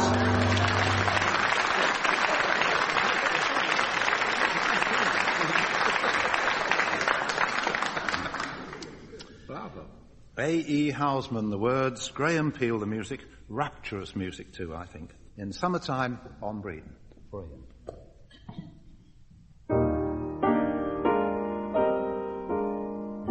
In summertime on Breeden, the bells they sound so clear. Round all the shires they ring them in steeples far and near, a happy noise to hear. Here of a Sunday morning, my love and I would lie and see the colored bounties and hear the lark so high about us in the sky. They told the one bell only, grown there was none to see. The mourners followed after, and so to church went she, and would not wait for me. The bells they sound on Breeden, and still the steeples hum. Come all to church, good people, all noisy bells be dumb. I hear you. I will come.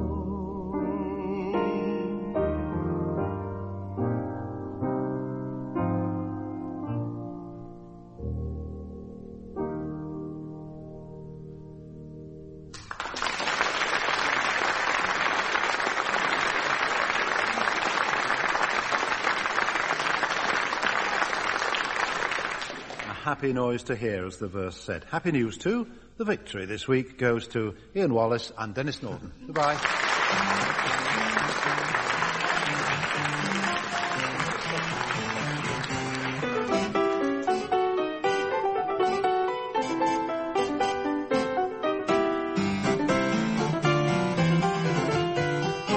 Taking part in My Music were John Amos, Frank Muir, Ian Wallace and Denis Norden. The chairman was Steve Race. The questions were compiled by Steve Race, and the program was produced by Pete Atkin.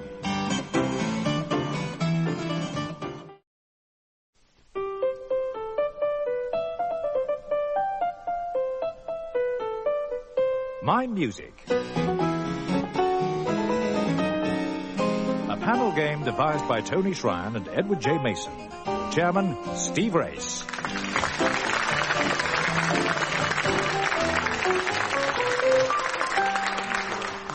In Antony and Cleopatra, Act 2, Shakespeare writes, "Give me my music playing far off." No such luck for you, we're nearby. In fact, we're here. John Amos, Frank Muir, Ian Wallace and Denis Norden.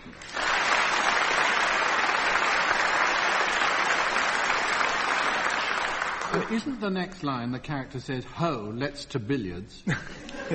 Maybe a better idea. Who puts knows? Music in its place. Yeah. John, a question for you. A certain violinist.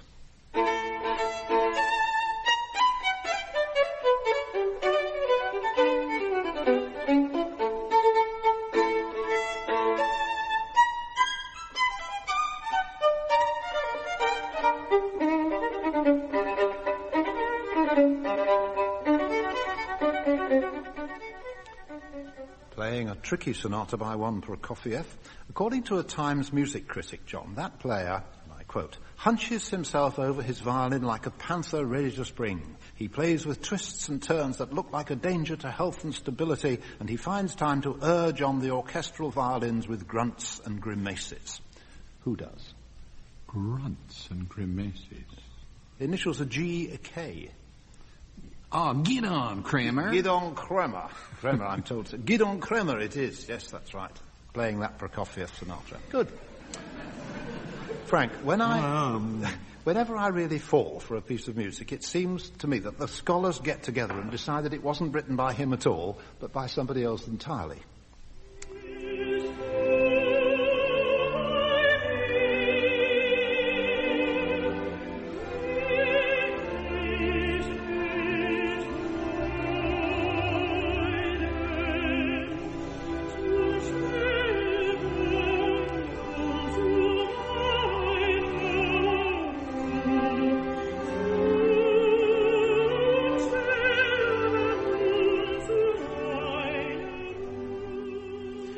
Gorgeous voice of Marilyn Horne singing Bach's Bis du bei mir, except that now apparently it may not be by Bach. By being Bis du schön. Well, it's a bit like it, isn't it? But misattributed works, Frank, many examples in music, and I imagine not only in music, perhaps in literature too. There are misattributed lines, aren't there, in literature? It's rather interesting the way lines are attributed to people untruly, but they fit them so well that they happily slide onto them. And dirty rat. I was really thinking of literature in the sense of Sidney Smith's line about his idea of paradise was eating pâté de foie gras to the sound of trumpets. Is that not genuine? Well, no, because it isn't. Even in the book from which it comes, it says, "My friend dash dash dashes." Definition of paradise is, and his friend was Luttrell, and W.C. Fields, no man who hates dogs and animals can be wholly bad, wasn't said by him. It was said by Leo Ruston, wasn't it, Dennis? Yeah. Was it Leo Ruston? Leo Ruston wrote it about... He was introducing W.C. Fields at an after-dinner speech. And it so suits Fields that it slipped gently onto him. But one of the most famous is, the Rossini Cats duet. Yeah. It's not by Rossini. Not by Rossini, another one, yeah. It's by an Englishman called Purcell. Andrew Lloyd Webber. But you said it spoils your enjoyment of it. Why does it spoil your enjoyment of it? Oh, no, I shouldn't have said that quite, should I? I mean, it sort of cast out, I've always loved Bach's Bis du bei mir, and it's not Bach's anymore, it's somebody else's, that's all. It's sort of, it's a kind of hiccup, that's all, a kind of hiccup. A piece of music next for both Ian and Denis.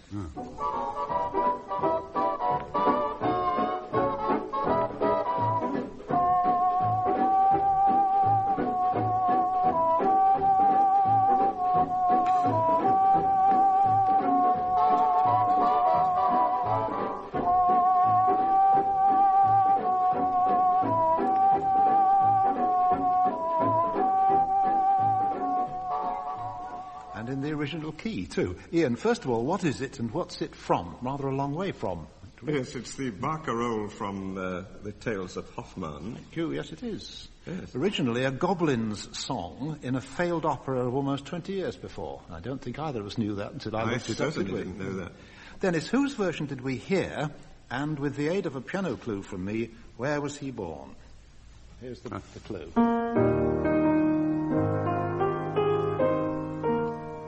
I can answer that bit. Yes, that's apparently either Shenandoah or I Love Your Waters. Yes, he was born in Shenandoah, Pennsylvania, but the Shenandoah River's in Virginia. Right, who was he? I don't know. The man who sort of specialised in doing those swing versions of that kind of music was Freddie Martin, but it didn't have that sound. Freddie Martin would have been on a tenor saxophone. That was a trombone. Yeah. Well, was it Tommy Dorsey? Yes. Was it Song of India, man? Yes. Tommy Dorsey's barcarolle. Yes, you got that. Song references, song words. John, Ira Gershwin, as we know, managed to get the British Museum into a song lyric. Who put the Crystal Palace into a song? You're the sun on the Crystal Palace. That's You're right. the script so it was of a film by Arliss. Yes. So it was who? Who was the lyric writer? You're the top. Yes, the lyric writer. Cole Porter. Ah, thank you, yes. Frank, talking of Ira Gershwin, as I was, which of his songs asks, am I the moth or flame? Am I the moth or flame? I'm all at sea. Da da da da da da da da da da da da da da da. But not for me. But not for me. Yes, thank you. We made it. But not for me. Yes. Ian, from an opera, though really it hardly sounds like it. Sorry, Miss Pike, punctured me bike. Yes. I think there's only one opera. Well, that's a stupid answer to say there's only one opera it could have come from. I think there is only one. But that's from, surely, Albert Herring. Yeah, that's right. The Rosier de Madame Husson. Fernandel, in a French film, played that part, and then Britain made it into an opera. Albert Herring. Denis, a very classy tune and a better than average lyric, I think. Can you place the line, "This is all I beg of you"? I think we've gone from herring to flounder. I can't place it. It's tough, no. So I'll play you just that bit of the line on the piano.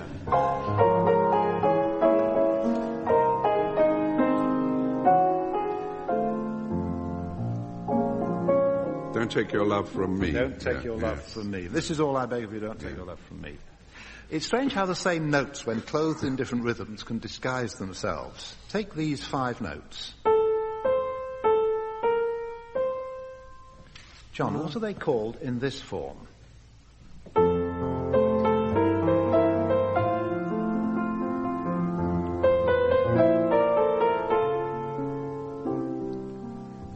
Very good on the piano, isn't it?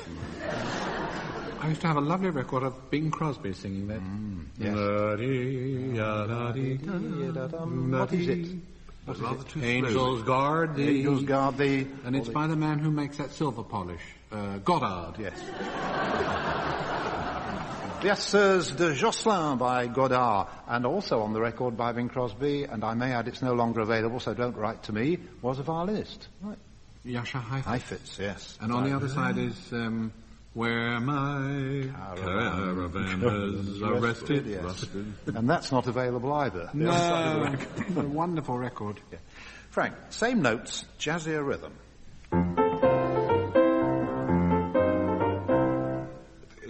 An ironic thing to say at this time in the nation's history, but it's we're in the money. We're in the money, yes. Ian, the same 5 starting notes, but now called...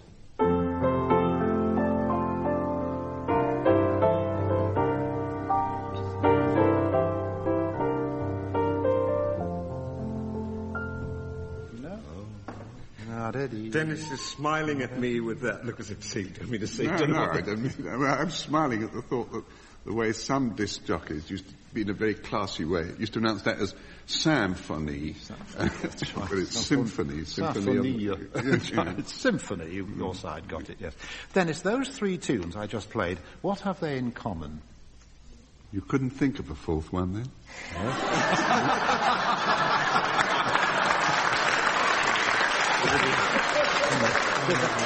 Hang about. I could kid you. No. I remember you. Yeah. They're not the same notes. No. Now, what have they in common, those 3? Well, they all appeared on My Music on the same evening, and they have the same 5 starting notes. Exactly. Yeah. Which notes are they? If you take me on, mate, you're going to get it straight back. Yeah. They're those 5 notes that don't fit I Remember You, yeah. Yes, that's right. Fair enough. In one of J.L. Carr's delightful mini-booklets, I read that, I quote, "A photo of him stuffed may be seen in the Tunbridge Wells Museum." So, a photo of whom stuffed, I wonder? Any offers? George IV. Photo of George IV stuffed. Oh, he's fond of Tunbridge Wells. Well, I'm fond of George IV, and I don't think there's a photo. Did anybody photograph him? Did anybody stuff him? But who knows? These things are kept from us. Any nominations? Please, sir. Yes, sir. Could Ian. it not be that celebrated anonymous correspondent outraged of Tunbridge Wells, who ought to be stuffed and put in the museum there? And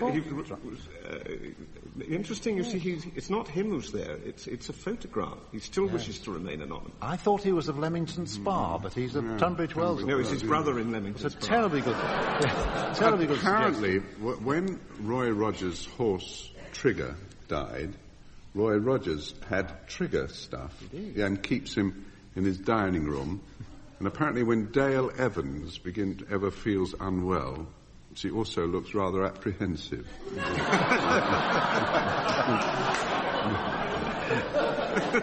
Does anybody in the audience actually know who appears stuffed in Tunbridge Wells Museum? I'll bring a rush of business. Not to who Tunbridge appears. Wells. Lots of people appear stuffed in Tunbridge Wells. Well, I tell you who he is. Or at any rate was at the time that was written, presumably still there. His name's Nipper. He's the dog in the gramophone advertisement, his master's voice, or the American Victor trademark, HMV. It's Nipper, the dog. Woodhouse says of the Reverend Topping, is it, that he looks as if he'd been hastily stuffed by an incompetent taxidermist. Lovely phrase. Back to some music. Alfred Einstein called it perhaps the most beautiful solo with accompaniment that has ever been written for the flute. Perhaps.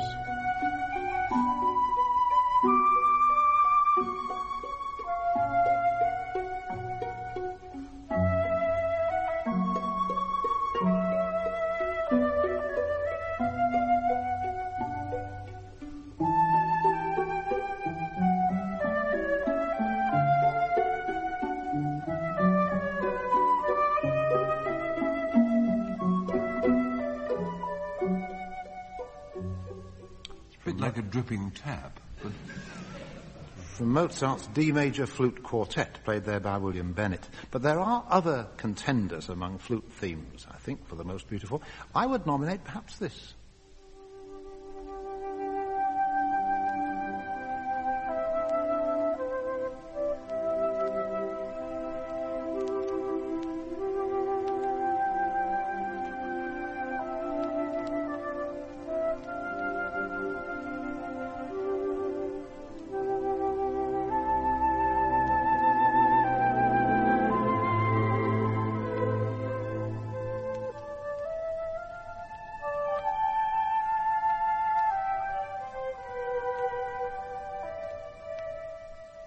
Richard Aidney, in whose concerto, John? Malcolm Arnold? Yes, isn't that beautiful? Malcolm Arnold. Lovely tunes that man writes. For example, in his guitar concerto.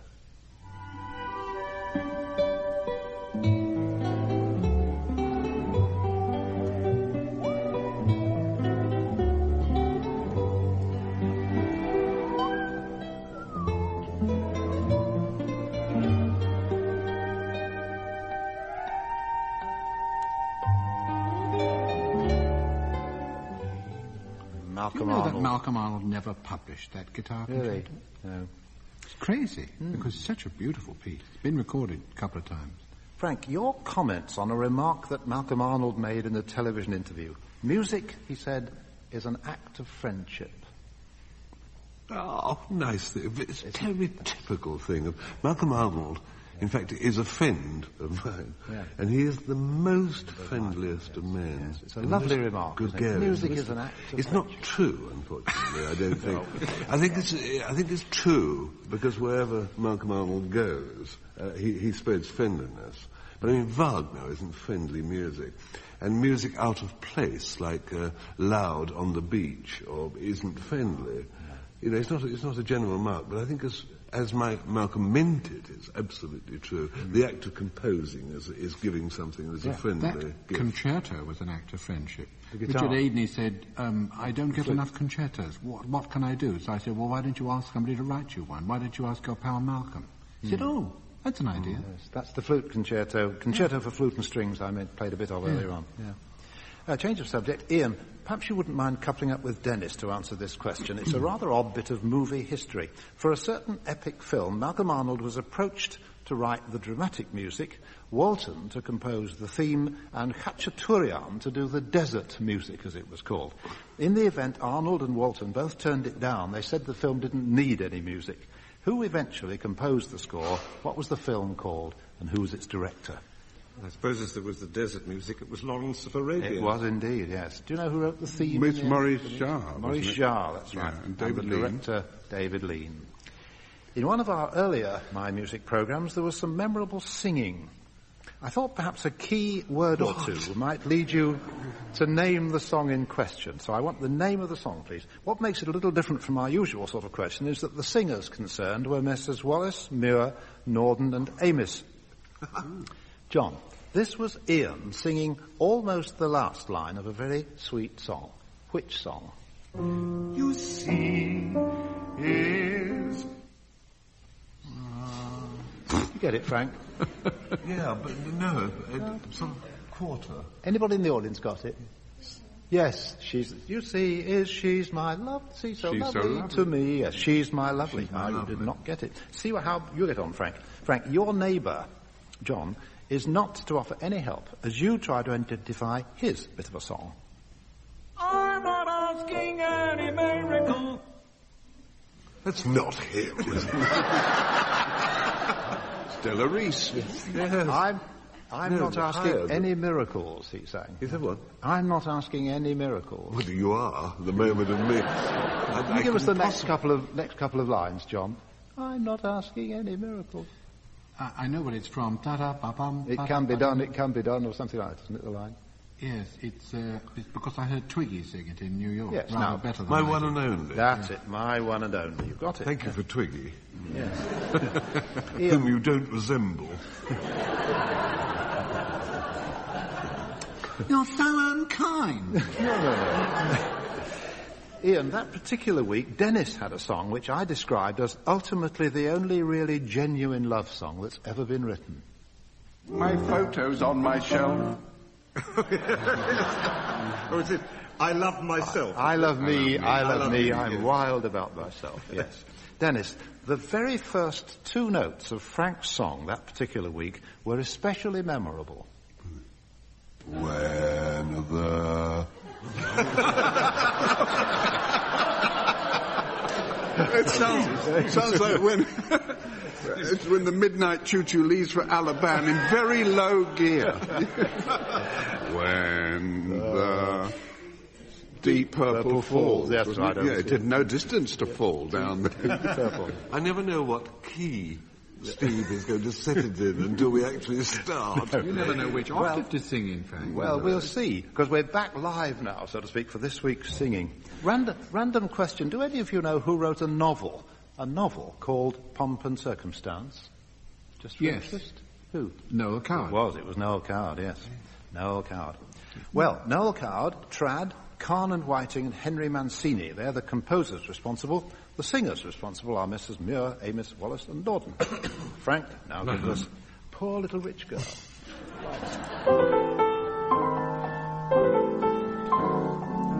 Poor little rich girl, you're a bewitched girl, better beware. Laughing at danger, a virtuous stranger, better take care. The life you lead lets all your nerves a jangle. Your love affairs are in a hopeless tangle. Though you're a child, dear, your life's a wild typhoon. In lives of leisure, the craze for pleasure steadily grows. Cocktails and laughter, but what comes after, nobody knows. You're weaving love into a mad jazz battle, burned by Pantaloon. Poor little rich girl, don't drop a stitch too soon.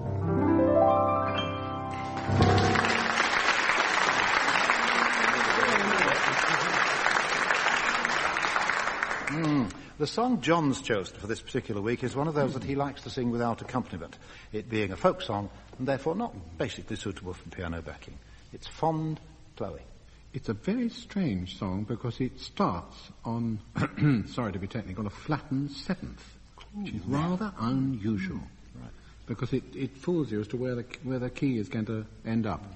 It goes, now the starlight only lights thy lover lonely, since the moon has wandered far away.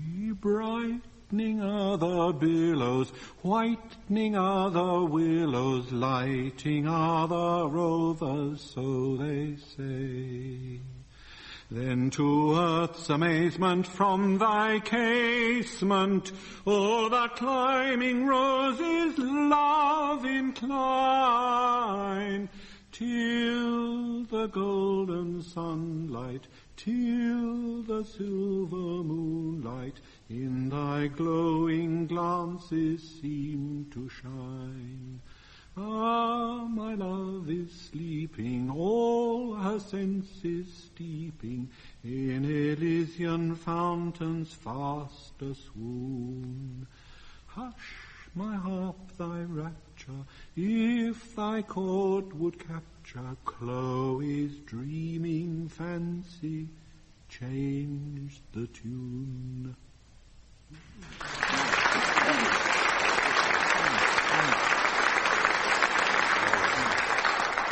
That's a lovely song. 1927 was the year, only yesterday, Dennis, when this song first saw the light of Tin Pan Alley. Okay. There's one little girl who loves me, one little girl who don't. One little girl is blue when we part. Why should the other be first in my heart? There's one little girl who'll have me, one little girl who won't. Why can't I care for the one girl who loves me instead of the one who don't?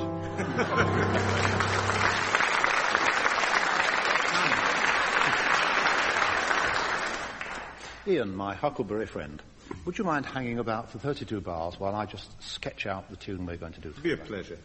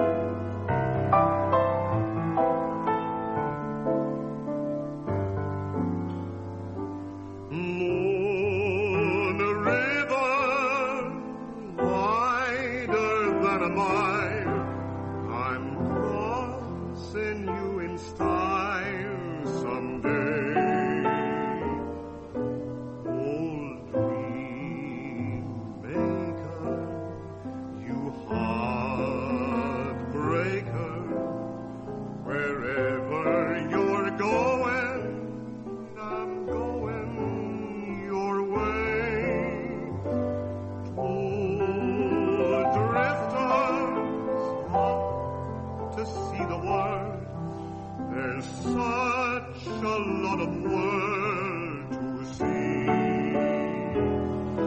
We're after the same rainbow's end, waiting round the bend, my huckleberry friend. Moon River and me.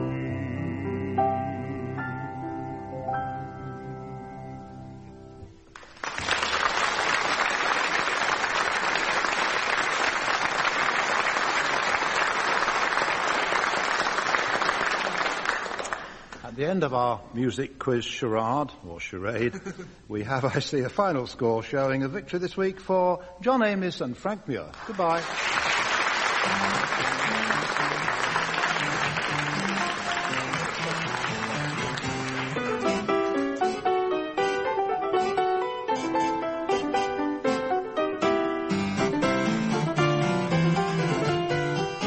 Taking part in My Music were John Amis, Frank Muir, Ian Wallace and Denis Norden. The chairman was Steve Race.